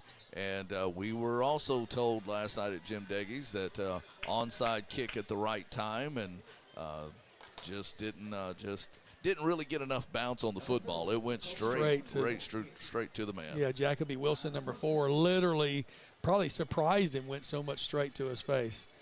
So Lions will have a good opportunity here at their own 47, 48-yard line. Oh, wait, what? Oh, we had a penalty. A penalty on the far side. Offsides on Pine will kick it again. I'm surprised. I mean, why wouldn't they take it for the good field position? We're being told dead ball foul. That's why it's good to have officials around who can tell you the real stuff. These are the guys we never talk bad about. I don't know if they got the humor in that or not. Well, I saw a smile, so maybe so. 446 Sports is committed to not talk bad about the officials. That's something that we get fined for it. That's why we're broke. Just kidding. All right, try it again. So right. Jocko Lee to put a foot into it from the 35, and I don't think he'll be onside it this time. So I could be wrong, but I think he'll put a foot into it. No, they try it again. And the ball's, it's up there. It's up there. Almost got it. Yes, they do. Oh, no, it came out of his hands. It went off the helmet of the Lions player. I didn't get the replay. Did I get the replay? And I see a Ouachita Lion with it. I got a piece of the replay. What happened was we got hands on it, but in the scrum coming to the sideline, I'm going to show that replay one more time. That ball goes in the air, and 16, Dearborn's like, we got it, but. Boy, it hung up there, yeah. So that time you did get the bounce you needed, but the bounce hasn't gone our way very much, and it certainly didn't there. Back to pass is the freshman Walker. Now coming back across the field. Got a man up there, caught at the 20, at the 10, the 5, touchdown. 47-yard touchdown pass to number 15, Nick Nelson.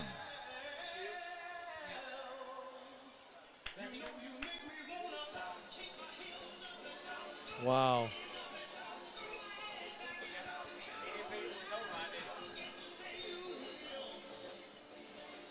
So a first play of the second half. We're only 17 seconds into it. And it is a touchdown, Ouachita, to go up 26-7 as we wait the extra point. We'll have a 1-minute timeout coming up. Pitching it out to number 3, going for the 2-point conversion, and they got it. 2-point conversion, good to make it back to a 28-7 lead. Back in 1 minute. Rebels will have the football when we come back on 446 Sports.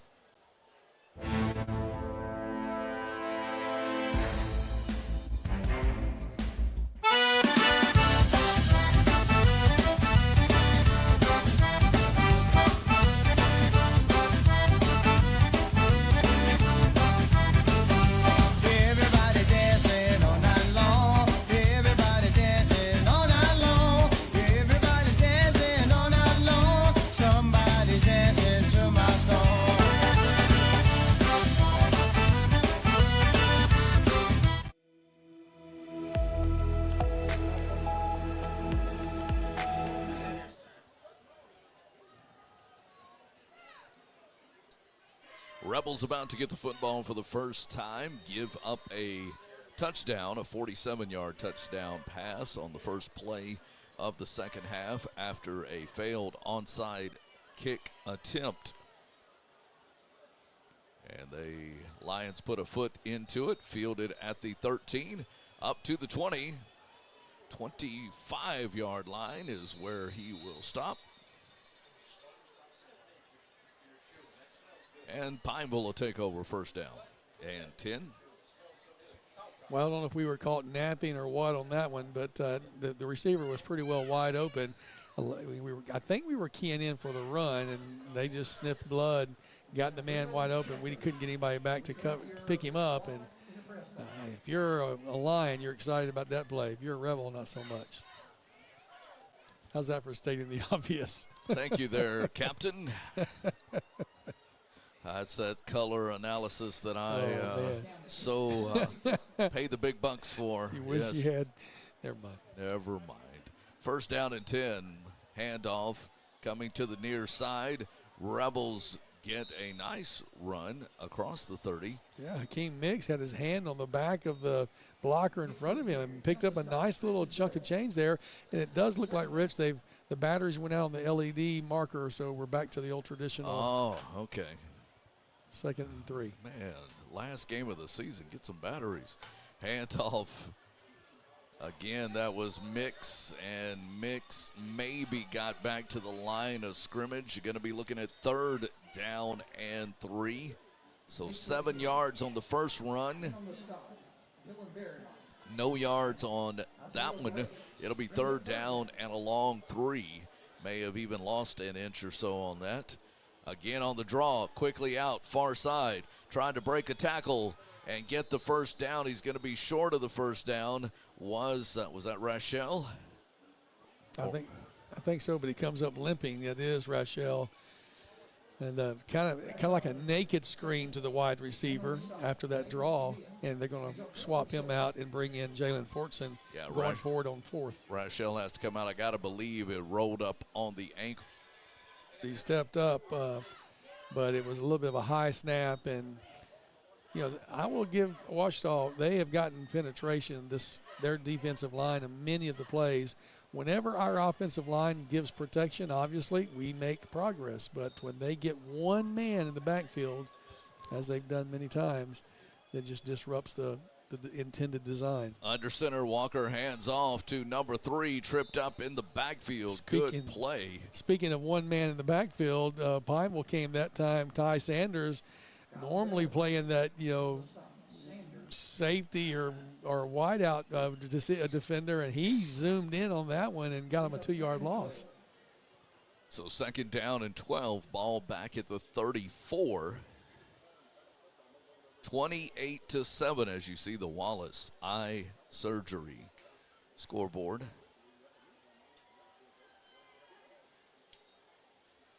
Handoff, pursuit near side, 30, 25, 20. Finally knocked out of bounds.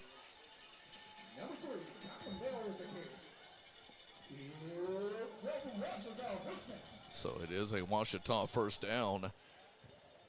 Didn't seem like that was going to materialize into too much, but then the next thing you know, you got an open sideline. Yeah, turn that corner, and there was nobody there but the running back to take it inside the red zone to the 15. Gain of 20. Handoff 46 to the fullback. He drives inside the 10. Nice pickup down to the 8-yard line. A pickup of 8 on the play. It's going to be 2nd down and 2 from the 8. 2nd down and 2 from the 8.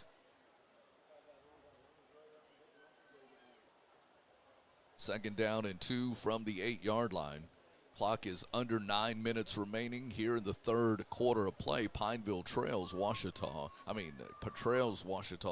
28-7. Back to pass, throwing, got a man there, caught, touchdown. Pass complete to number 42, Julian Crenshaw, a tight end, and Ouachita with the touchdown to go up by a score now of 34-7. Well, they made it look easy on that one. Left-footed kicker coming on for the extra point.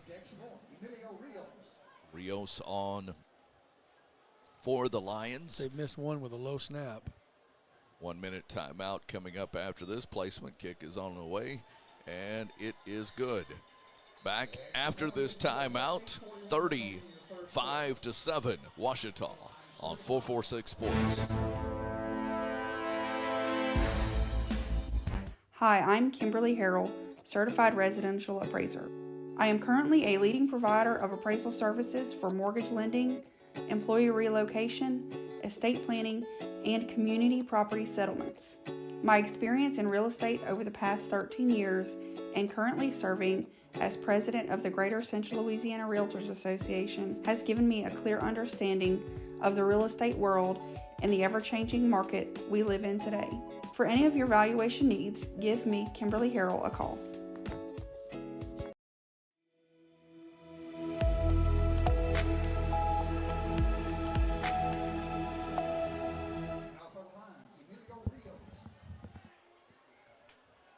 .8:41 to go in the third quarter. 2 touchdowns for the Lions of Ouachita unanswered so far in the second half. Rebels have got to dig into the bag of tricks. Upman gets the ball, and that's, I believe, Ty. He's going to be hit hard at the 20 and driven backwards. And Ty took it away from Jalen Fortson. A little bit slow getting up, but wanted to try to make. No, check that. That wasn't Ty. That was number 6. The freshman you talked about, Kelmarian Phillips. So that's somebody I had to write into my roster a little bit ago. So he steps in front of Fortson and takes it away, trying to make something happen. That's kind of indicative of people on the team saying, it's up to me. I've got to make a play. So 1st and 10 from the 20 for the Rebels. Whitty, one in the backfield with him. 3 receivers set out wide. Calls for the ball, looking downfield, left-handed throw. He's got a man at the first down marker. It's going to be a first down +1 with a nice reception on the left-hand side to Landon Roberts. His first reception of the evening, I believe, and Landon, a sure-handed receiver, typically a senior here for among the few seniors we have. First and 10 going downfield. Now coming back to Sanders, who sidesteps a tackle and gets up, I think, to the 38, maybe the 39. They think they're going to show him at the 38. So a nice reception from Ty, who stepped out of the initial tackle, but there were 2 others there as some zone defense is being played to try to prevent anything big from happening. 2nd and 3 coming up with 7:52 to go in the third quarter. Whitty calls for the ball, looking downfield again, now having to scramble outside the pocket. He's got the man for the first down over to Landon Roberts, who sidesteps a man and picks up a couple of more to the 45-yard line. Very nice little play there. First down for the Rebels. And Landon, a nice move after the catch. You'll notice Whitty in the instant replay rolling out, finds Landon. He's got enough for the first, but picks up another 4 after the nice moves, Rich. And so good to have you. They've been doing well with you doing play-by-play, so I'll let you continue. Whatever that's called. Superstition. All right, near side. You messed it up. Never mind. Maybe you need to stop talking. Okay. They were doing good.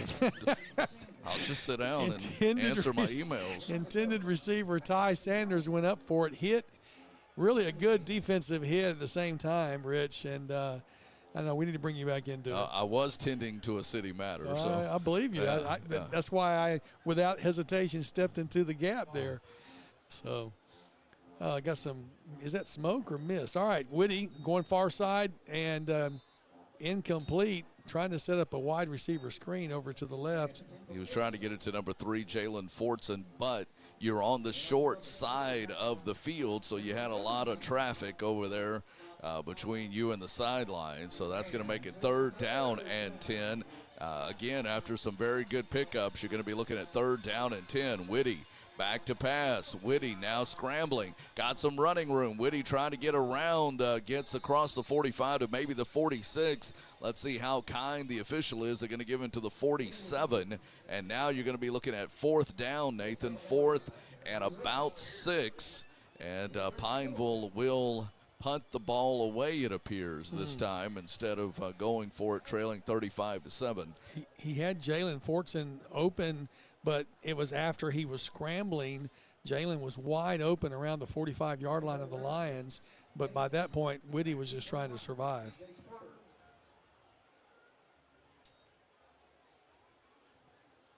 Good job of defending the punter that time. And the ball is going to take a Lions bounce. Zooming in for the stop, Brennan Davis comes in to make sure it doesn't bounce anymore in favor of the Lions. So a very nice high punt because the protection was there. And the smoke I was talking about a while ago that was wafting over the visitors' stands, I think was coming from a tailgate that's going across the field. I think they got a barbecue pit over there, and I think I smell it. Ooh, it smells good. 6:48 in the third quarter. Rebels trail 35-7 as the Lions trying to extend their lead, and I'm sure you'll be seeing some clock running here. In motion now, back to the stop. It's going to be a toss over to number 6. Got some pursuit by Ty Sanders, catches him in the backfield. He'll scramble forward, fall forward for a yard, but only after the great pursuit by Ty. And that was C.J. Spurs, Jr. from Ouachita, who picks up a yard and keeps the clock rolling, which I think is going to be the Lions' intent. They're going to swap out a lineman. Number 66 comes over holding, I think, a shoulder injury. So I'm sure he'll be tended to shortly. Caleb Bordelon, 5'10", 238 offensive lineman, senior, comes to the sideline. Second down coming up. It's a low snap, picking it up, and the handoff, straight ahead drive. Same running back, number 6 Spurs, will pick up another 2 yards. And a lot of moving, pushing him backwards, but he did get 2 yards of positive possession. 3rd and 7 coming up. And Jacoby Wilson will check in, coming in for Spurs, who carried the ball the last 2 times. And then we'll also see Cody Nelson check in, wide receiver near side to us. So 2 of the wide receivers don't even go to the huddle. That tells me it's not going to be a throw. Who knows? That's a good play-by-play analysis. 3rd and 7. They didn't even go to the huddle. Now he goes in motion. Little toss to the man in motion, and he's got some room. But on the far side, horse collar extraordinaire. Eric Frazier reached up high, grabbed him around the shoulder pads, and did a 360. He had him short of the first down, but they're going to give him 15 on that one. Yeah, and unfortunately just tried to keep him from getting that first down marker and personal foul. Face mask. Okay.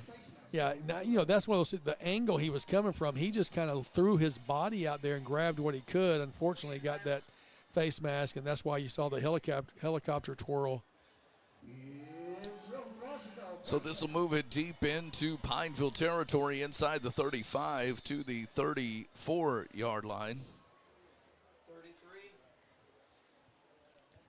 Pretty sure that was on Eric Frazier, number 33. 1st and 10 from inside the 35. Handoff to the fullback. He's inside the 30, running room 20, and brought down, and another flag coming in. Now, I think Dearborn had the tackle, and he kind of threw him to the ground, but the flag may have been in the air before that tackle. Conversation about that. And they're going to say it is against Pineville.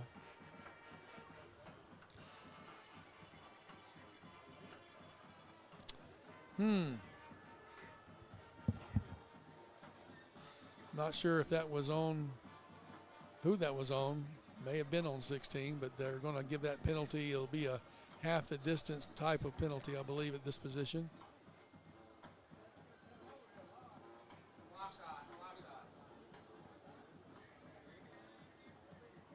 So definitely need to move the chains, which they have not done yet. Well, I was going to say, from a color perspective, Ouachita's moved the ball very well without a penalty, but they're certainly getting a lot of help, with the penalties. So.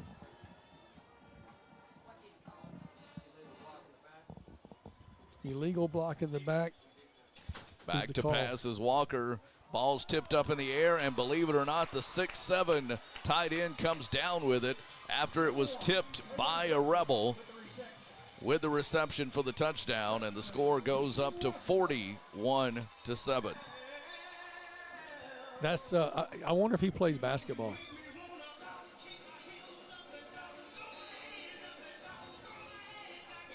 Yeah, because he just went up for the tip and got it. It was tipped by the Rebels. Good defensive play, but a 6'7" elastic man reached up and got it. Extra point on the way and good. 4:32 left in the third quarter. It's 42-7. Back in a minute on 446 Sports.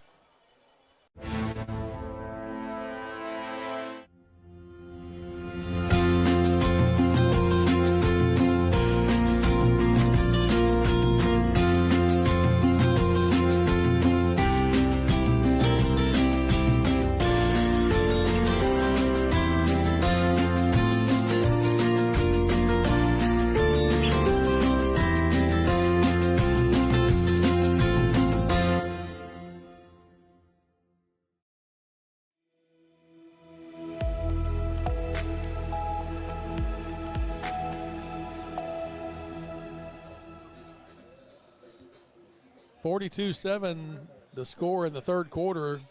Rebels trailing by a bunch. About to kick off the ball for the Lions, number 56. Big old boy. Emilio Rios, as you mentioned, gets a nice deep one. This one will be taken by Fortson at the 15. Looking for some blocks, can't pick up a whole lot, gets up to about the 22. They're going to put him at the 24 forward motion, so he'll get 9 yards on the return. We have not had a breakout return, and I will say in some ways Rich special teams has played a factor in this contest, and the fact that you've had some fourth downs that were not converted by Pineville. You've had 2 blocked punts against Pineville. You know, both of those, that's 4 plays that essentially would be special teams type plays, or special circumstances that went against you. The first 4 plays in a row, first 4 of those drive-ending plays. And so you started out in the hole from the beginning, now trying to dig your way out. 1st and 10 for the Rebels. Woody from the shotgun does the handoff straight ahead. Looks like he got a little bit of a block. Is number 9, Mix Hakeem, the player of the week a couple of weeks ago. Picks up about 2, maybe 3. They'll give him 3 out to the 27-yard line. Whitty looking for the play from the far side. Still has Mix back there with him. Has 3 receivers. Justin Rachel in the slot. Justin has the lone touchdown for the Rebels. Tosses it to Mix. Mix trying to run around the side over there and may get back to the line of scrimmage. And we have a flag off the other side as a Ouachita Parish player basically was running our guy out of the contest through our bench on the far side. And big number 70-something for Pineville getting a block out of bounds. It's going to be against Pineville. Elias Sellers, all of 304. Well, and a little more. He manhandled his man out of bounds, and I don't know if the referee thought he should have stopped, but a difficult penalty there that's going to be from the 29, probably half the distance back, instead of a 15-yard penalty. It'll bring them down to the 16-yard line. So 2nd and a long ways to go.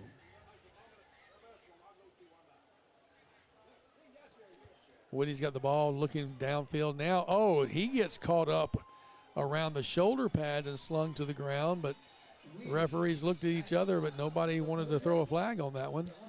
It looked like a grabbed the shoulder pad in front of his neck.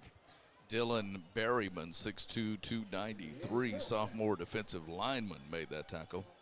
Penalty, no penalty.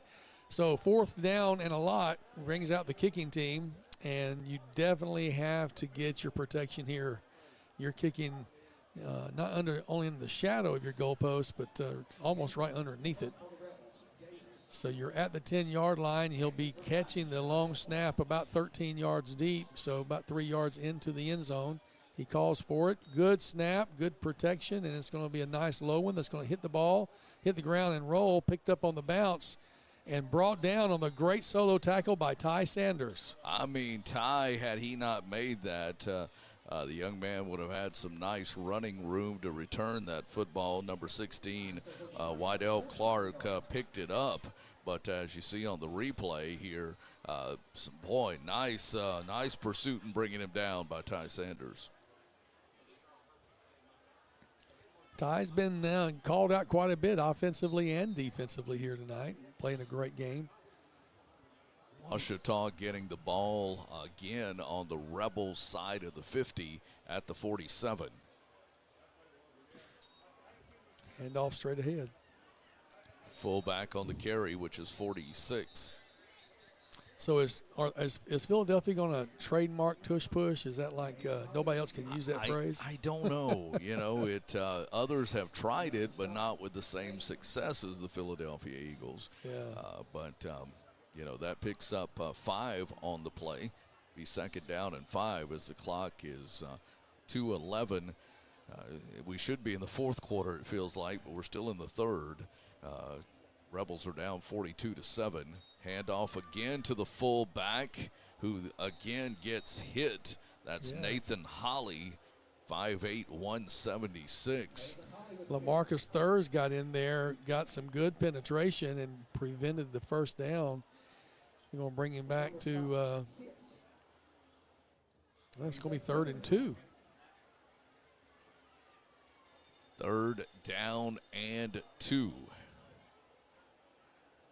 Ball inside the 40. Handoff to the running back, and again, it is LaMarcus Thurs there to make the stop short of the first down. And Ouachita is going to come on and punt the ball away, it appears. Is that surprising? Now, remember they had a fake punt earlier, but you would think where they are right now, they'd go for it. I mean, the team that you're playing is trailing you 42-7. Trying to go ahead and knock them out. But it appears they're going to punt the ball away. Emphasis on appears. We shall see on 4th and 2. The punter will get it away, and it will bounce. And Rebels try to. Why do you try to feel that? Please tell me we didn't touch the ball and they came up with it. The ball is down by Julian Crenshaw. Should be. Yeah, Ouachita wants to say it's their ball, but no indication to confirm that.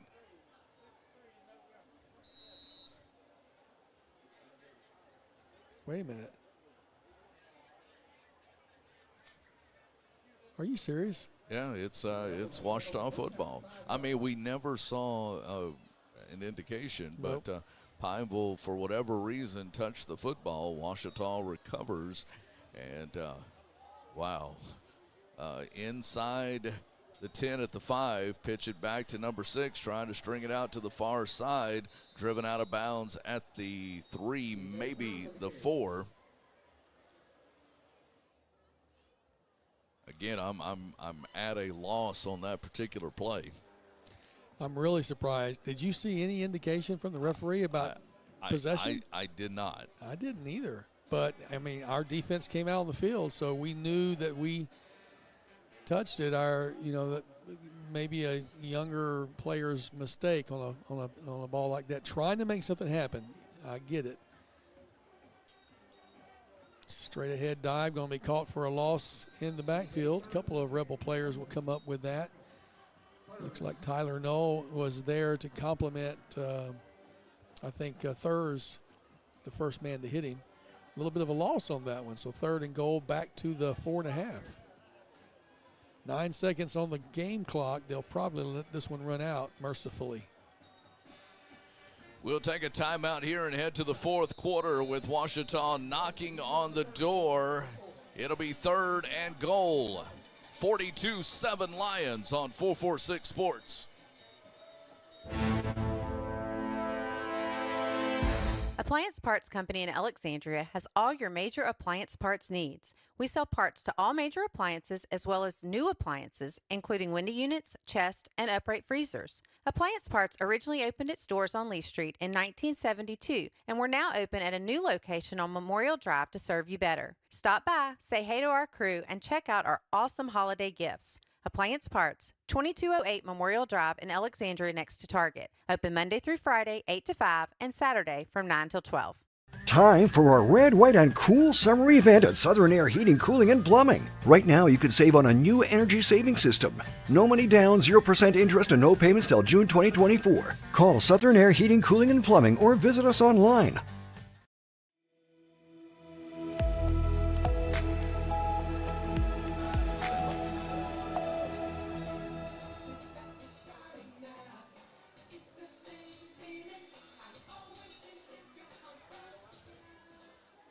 Well, we're back into action, fourth quarter, and well, just a difficult.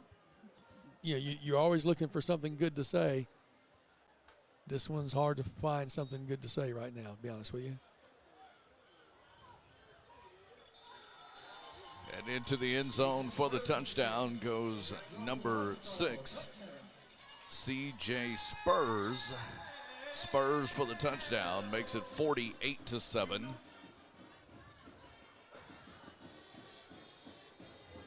So the Lions score on the first play of the third quarter, and now the first play of the fourth quarter. Extra point coming up. 1 minute timeout coming up. Extra point is good. Back after this timeout, 49-7 Lions on 446 Sports.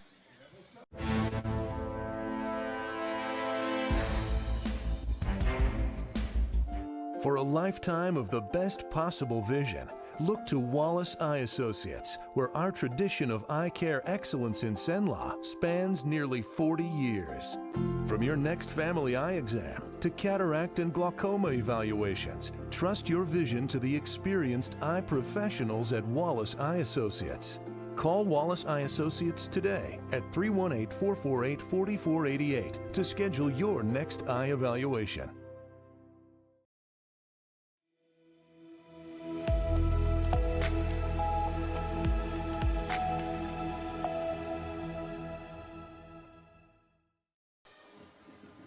And we welcome you back as the camera comes back on.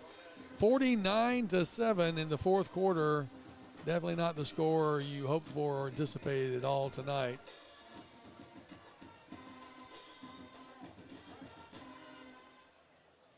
We love our Rebels. Win, lose, or draw. But that definitely hasn't been the outcome that we have expected or anticipated. And I know Coach Bell is scratching his head right about now, but he is a winner. He is the heart of a winner, and he's going to find a way to turn some things around, to learn from these mistakes, and we're going to get the clock started for some reason. I don't know if they're doing a running clock now. And the kick is going toward, and now picked up at the 5 by the Lions, up to the 10, 15, 20, breaks a tackle 25, still on his feet and brought down short of the 30 at the 27-yard line. So Jalen Fortson says, hey, if you're going to have a running clock, I'm going to have a running return. And Fortson gets it out. There's a flag on the field, though. Afraid it's going to be a hold, and it's going to be accepted. So holding is the call on Pineville. Bring this one back.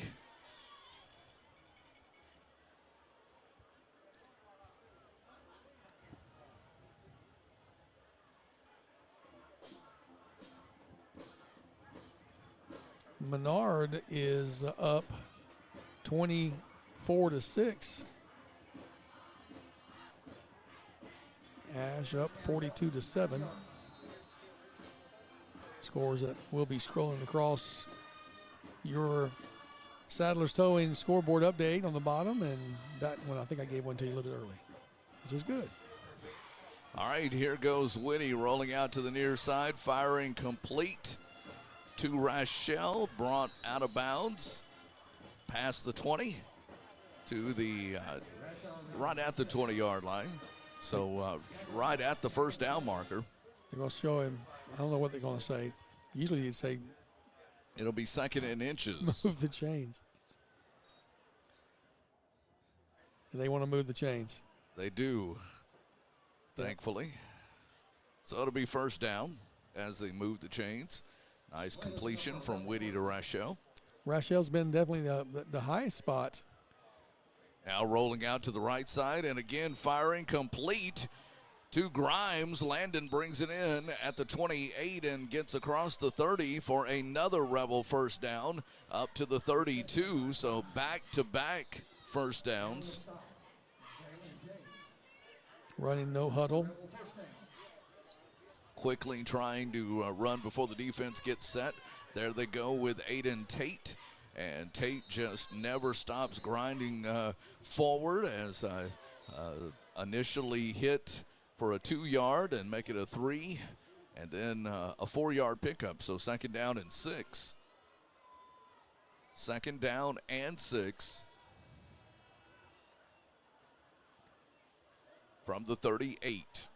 2nd and 6 from the 38. Here goes Grimes again across the 40 to the 42 to the 43. He will be a yard short of the first down as we're under 9 minutes remaining here in the fourth quarter. Rebels trail 49-7 with the running clock. Receivers on both sides. It's Tate again for the first down. Spins out of a tackle, the 45, 50 to the 45 of Ouachita to the 44 of Ouachita. Aiden Tate taking advantage of busting through the line.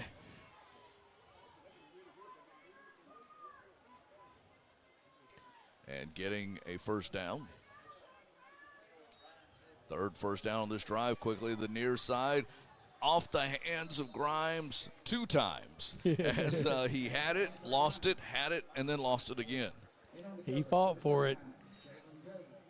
It's just been kind of like, so many of the balls tonight just bounced a little bit in the wrong direction, but this little drive's been nice.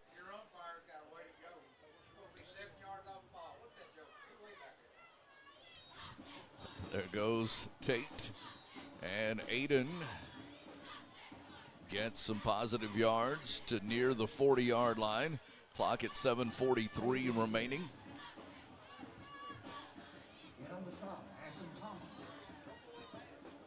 Third down and 6. 3rd and 6. Whitty calling for the football. Back to pass. Quickly looking. Got a man.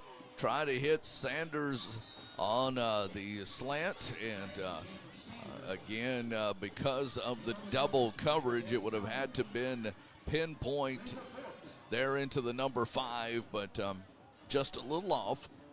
4th down. Rebels obviously going for it. Trailing 49-7. 4th down and 6 at the 40. Whitty's going to roll out to this side. Got a man complete to Grimes. Grimes has got the first down inside the 35 to the 33. Landon bringing it in. The junior wide receiver making the catch. Clock at 6:43.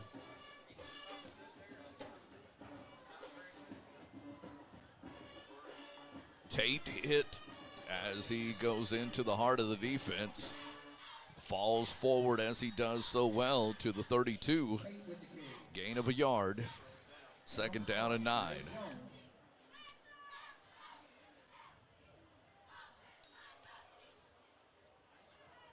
Landon Grimes going to switch over to the other side. Yeah, penalty on Pineville. I think most of them have been tonight. I'm not, it's just that's how it's been. Unfortunately, I'm not trying to make a bias call. Just that's how it's fallen, it seems like. We breathed wrong. Sorry. Ruston beats West Monroe 35-17, the final. Wow, that was close, 14-all at one point. Whitty some running room and shakes off a tackle or two and gets back to the original line of scrimmage. Appreciate that score coming to me from to us from Richie Martin. So Ruston wins District 2 5A outright. That was tied 14 at the half, Sure if was. you remember. It was tied 14 at the half. Final score, Ruston 35, Winfield 17. Back pass, Landon Roberts in the area, but the ball either... Landon ran a stop route. You know, you run down, stop, turn around, but he stopped about 3 yards too short of where Whitty threw the ball to. So 3rd and 10 coming up. Ruston is at the top of the power rankings of Division I select. Or no, that's non-select. Almost got the first down, but I think he's going to be about a yard shy, is Tate, on that big run there, a 9-yard run. So brings up 4th and 2. Give him an 8-yard run. So 4th down and 2 inside the 30 at the 25-yard line. 4th down and 2. Whitty looking, throwing. Got a man and incomplete. Ty Sanders leaving his feet, could not bring it in. And the Rebels will turn it over on downs after picking up, I believe, at least 3, maybe 4 first downs on that drive. But again, just could not finish. And the Rebels will come up short on this drive. And as the clock continues to roll, under 4 minutes remaining, likely the last offensive possession for Pineville. Watch this scramble by Whitty, though, on this instant replay. This is a great play. Whitty just keeping his head about himself and able to make something out of nothing. Again, just running the ball are the Lions. Number 22, you've seen a lot of fresh numbers in there. That's Tylen Gibson, a sophomore running back. Picks up the first down. LaMarcus Thurs again getting his name called on that stop. Player of the week 3 or 4 weeks ago. Could be again. Handoff. Again, the running back picking up 10, 11 yards on the carry. This time, number 20, Traylon Horde. Ty Sanders makes that stop. And look, you don't want your safety making a stop on a run. You know, now if he's on a blitz and makes a stop in the backfield, that's one thing. But if he's making the stop on the run, it's because they made too many yards up front. Another first down for the Lions. Back-to-back first down Ball's runs. on the ground, Ball on the picks it up. ground. Hand off. Running back into Rebel territory. Stood up at the 46-yard line. They may give him forward progress. We got a player down. Oh, I think he was just at the bottom of the pile. Okay. Well, that was Thurs that was slow to get up, but he was kicking the ground with his leg. You see him bent over in pain. The way he was kicking is like, I'm hurt, but he's staying in there out of pride, under 2 minutes. And ball inside the 45 to the 44, maybe 43. They'll mark him at the 44. It'll be 3rd down and 3. Should be under a minute and a half left by the time it's snapped. 49-7, Lions lead the Rebels. Handoff. Near the first down, but not the first down. It will be 4th and inches. That tackle by Zachary Belgard. Where they spotted the football, they moved the chains. Wow. Well, Pineville will probably not take the timeout, so they run one play. If they let it go down to 40 seconds, they would not have to run another, but they're going to run it anyway. into the defense on first down. And a lot of tackling and extra hitting, and whistle blows, and now there's a 2-second difference between the play clock and the game clock. 2-second difference there, so they got to run one more and then call this baby done.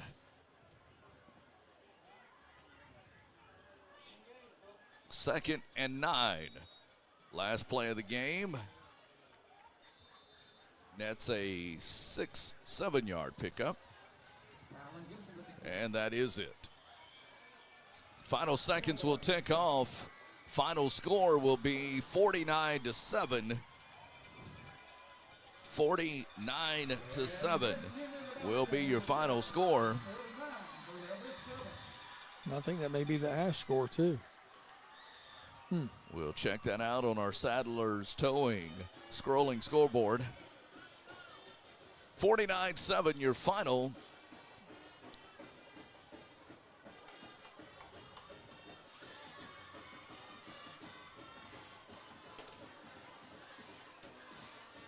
Yep, on the Saddlers it's showing final 49-7 Ash Trojans.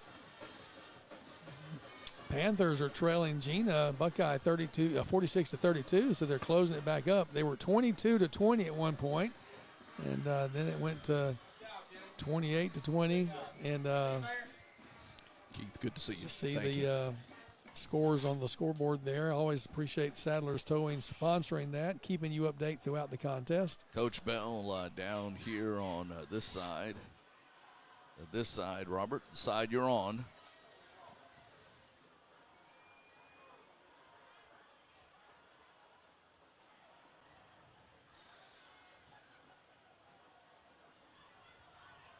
Now going back, he's down here at the bottom of the screen here.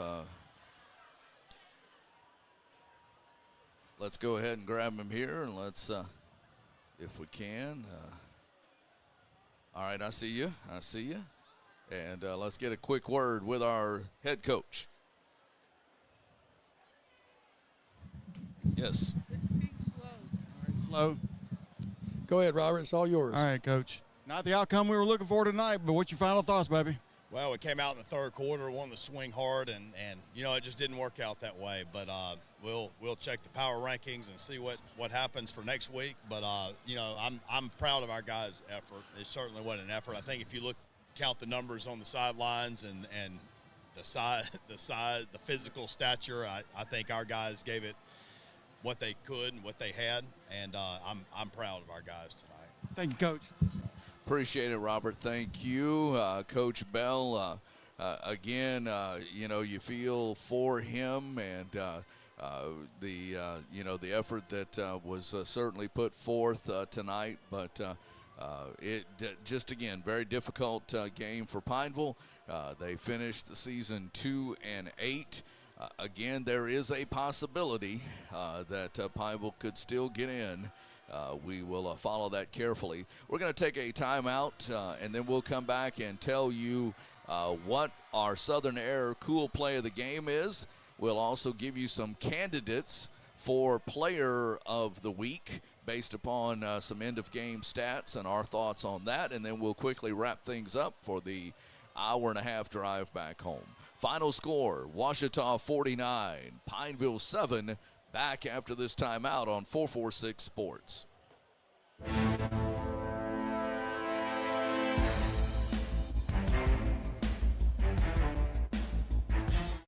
Is your vision just not as crisp and clear as it used to be? Are you having difficulty driving, especially at night? Are you over 40 and now needing reading glasses? If so, the trusted eye care team at Wallace Eye Associates is here to help with your family's eye care needs, just like we have been for nearly 40 years. Call Wallace Eye Associates today at 318-448-4488 to schedule your next eye evaluation. Buying car insurance for the first time can be overwhelming. Do you have enough coverage? Are you paying too much? Will someone be there for you when the unexpected happens? I'm Jason Hawk with Farm Bureau Insurance. You may think it's easier online, but why wait? We're here to help you make sure you're covered. When it comes to car insurance, we have the answers, and we may have rates that save you money. So talk to Hawk at 318-791-HAWK or online at talktohawk.com and let us help you protect your biggest investments. Our mobile banking app is changing the way we bank. Things are getting easier, transactions are getting safer, and you have access 24/7. All the functionality of banking you're used to, made easier to use, anywhere, anytime, and more secure than ever. Simple, seamless, safe. Download our mobile app today. It all started with a sketch on a napkin. An idea created by two walk-on bench warmers. And after 10 years of hard work and perseverance to turn their dream into a reality, it's the #1 sports bar in America. Welcome to Walk On.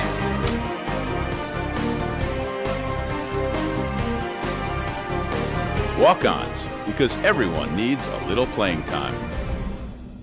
BK Distributors is proud to support high school athletics on 446 Sports. BK is the one-stop shop for trophies, banners, awards, letter jackets, and just about anything award-related. And now, welcome BK Apparel and BK Promotions to the family for all your spirit apparel needs and anything you need to brand your business. When you think of anything you need with your name on it, think BK. Check them out on Facebook or at bkdistrib.com. BK Distributors, Apparel and Promotions in Pineville. For a lifetime of the best possible vision, look to Wallace Eye Associates, where our tradition of eye care excellence in Cenla spans nearly 40 years. From your next family eye exam to cataract and glaucoma evaluations, trust your vision to the experienced eye professionals at Wallace Eye Associates. Call Wallace Eye Associates today at 318-448-4488 to schedule your next eye evaluation. Wherever you are, you're there for a reason. You shouldn't have to make a trip to the branch to deposit a check. Skip the trip and use our mobile app to easily and securely deposit checks right from your phone, day or night, wherever you are or whatever you're doing. Download our mobile app today. Appliance Parts Company in Alexandria has all your major appliance parts needs. We sell parts to all major appliances as well as new appliances, including window units, chest, and upright freezers. Appliance Parts originally opened its on Lee Street in 1972, and we're now open at a new location on Memorial Drive to serve you better. Stop by, say hey to our crew, and check out our holiday gifts. Appliance Parts, 2208 Memorial Drive in Alexandria next to Target. Open Monday through Friday, 8 to 5, and Saturday from 9 till 12.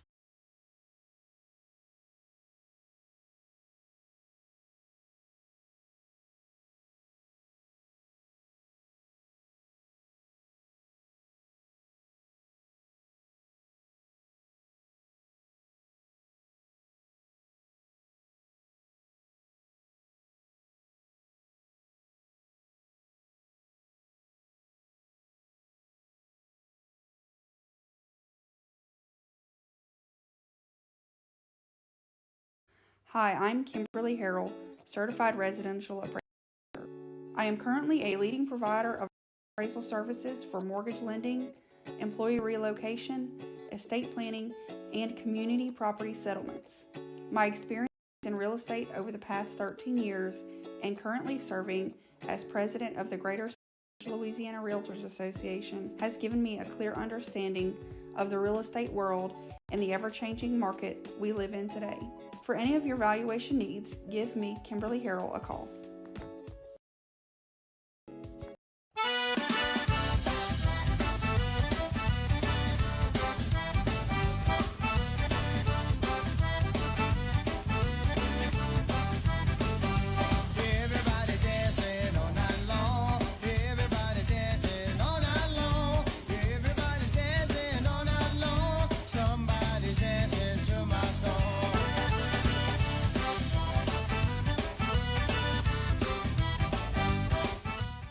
Time for our red, white, and cool summer event at Southern Air Heating, Cooling, and Plumbing. Right now, you can save on a new energy saving system. No money down, 0% interest, and no payments till June 2024. Call Southern Air Heating, Cooling, and Plumbing or visit us online.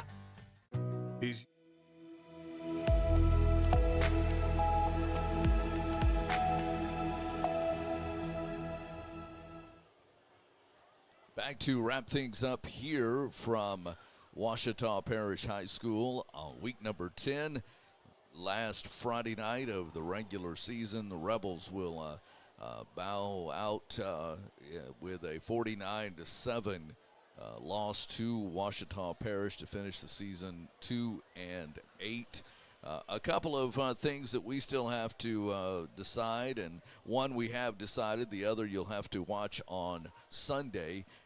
We know that our Southern Air Cool play of the game, which we do not have the video today to show you just because of the situation where we were, how we were set up, but we will have the film for it on Sunday to show during Coach Speak. So that was really nice of you saying I didn't push the right button to get the instant replay on that. So that was nice of you. That was my. But it was my mistake. I messed up and didn't get the instant replay on that particular play. But I will edit it out of the overall 3-hour-long video. It's just I can't do it live. That's the problem. Okay.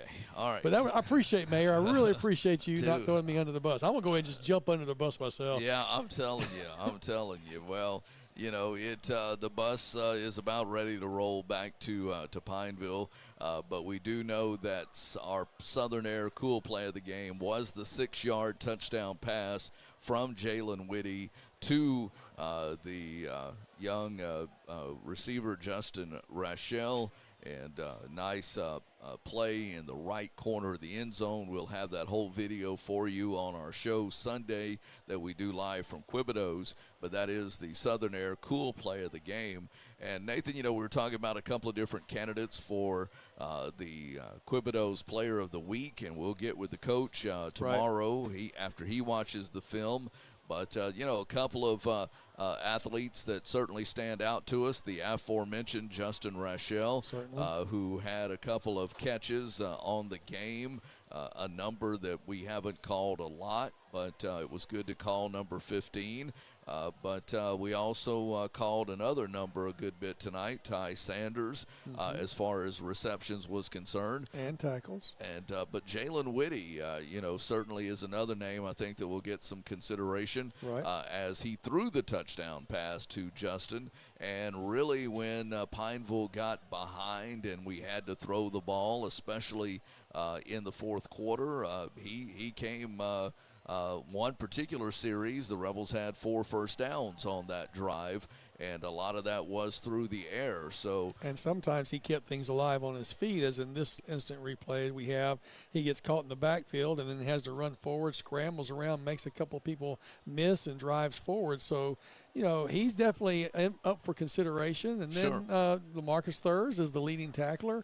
So we have several people that we can look at and say, you know, who was the difference maker and deserves the invitation to the banquet at Quibido's at the end of the season. Yeah, that is coming up. We have had 9 players that have won it so far, and I believe of those 9, only one of those has been a senior, so a lot of young Rebels rising in that particular category. But we'll announce it on Sunday night on Coach Speak who our player of the game is, so we encourage you to watch for that. It will also be a playoff edition, and we will know early Sunday whether the Rebels still could make the playoffs.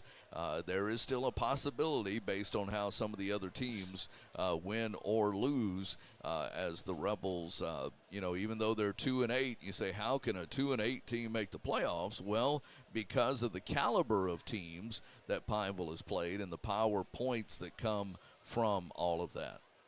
Yeah, and I'm looking at the season, Rich. There's only been one senior who's had player of the game. That was Landon Roberts in the second week. But Jacob Miranda got it in the first week and then again in the 6th week. And then outside of that, it's been, Jane Seitz is a junior, Aiden Tates is a sophomore, Garrett Jackson is a sophomore, LaMarcus Thurs is a junior, Dayton Bass is a junior, and Hakeem Mix is a sophomore. So a lot of young guys have gotten their time in the sunlight. And makes you feel good about the future. If these have been your players of the week and they're sophomores and juniors, then you feel really good about next year. We only had 13 seniors on the entire squad this year, and, of course, not all of them were starters. I think about half of that perhaps. So we will have a good number of juniors moving up into that senior bracket, and those are things that we'll be looking forward to building upon into this next season. Alexandria Senior High was a winner tonight, so they will certainly advance on. And inadvertently, I received some information. I say inadvertently. I got the information, but the score I announced earlier that Ruston had beaten West Monroe, that was wrong. They are 28 all in the fourth quarter. If we leave now, we can make it to West Monroe. No, just kidding. No, we're going to go down 165. We're not going to continue on. But 28 all in the fourth quarter in that game. Again, that is for the 2-5A district title. Ruston looking to finish the season perfect as well. You remember the word we both said at the exact same time? Slobber knocker. Yep. That's a heck of a game at 28 all. So, definitely going to be one to – it's going to be all the way down to the stretch with those guys. Yeah, how about this? I'm sorry, what am I looking at? Franklin Parish over Peabody 15-0 in the fourth quarter. They were tied 0-0 at the half. Right. And also to let you know, I had the score here a second ago, and then I lost it. Oh, my. Which team you looking for? Karen Crow and Shaw Eagles are tied 43 all in the third quarter. But I had somebody else, and I lost it, and then but it was an interesting score for us here in Central Louisiana, and it was through a text message, 24-6 Menard, the final. But this is the score for you. Start of the fourth quarter. Gina leads at 58-38. Start of the fourth quarter. What? We finished our game already. Right, 58-38. Gina over Buckeye in a game that was 22-20 at one point. 22-20, that's right. So, again, Menard wins tonight. Ash wins tonight. Tioga won last night. And it appears that Buckeye will join us on the other side of the bracket at the table on Sunday. Breaking news, Ruston just went up 35-28. Wow. Okay, so Bearcats go up. We're going to wrap things up from here, and thank you so much. We pray for safe travel as we head back home, and thank you for watching us here on 446 Sports, and watch us Sunday night, 5 to 7. It's the playoff edition of Coach Speak. That'll be at 5 o'clock. We'll have our Player of the Week, our Southern Air Cool Play of the Game video, and the playoff picture for all 5 of our schools, plus coaches from each one of those schools. Join us on Sunday on 446 Sports. Thank you for watching Pineville Rebel Football.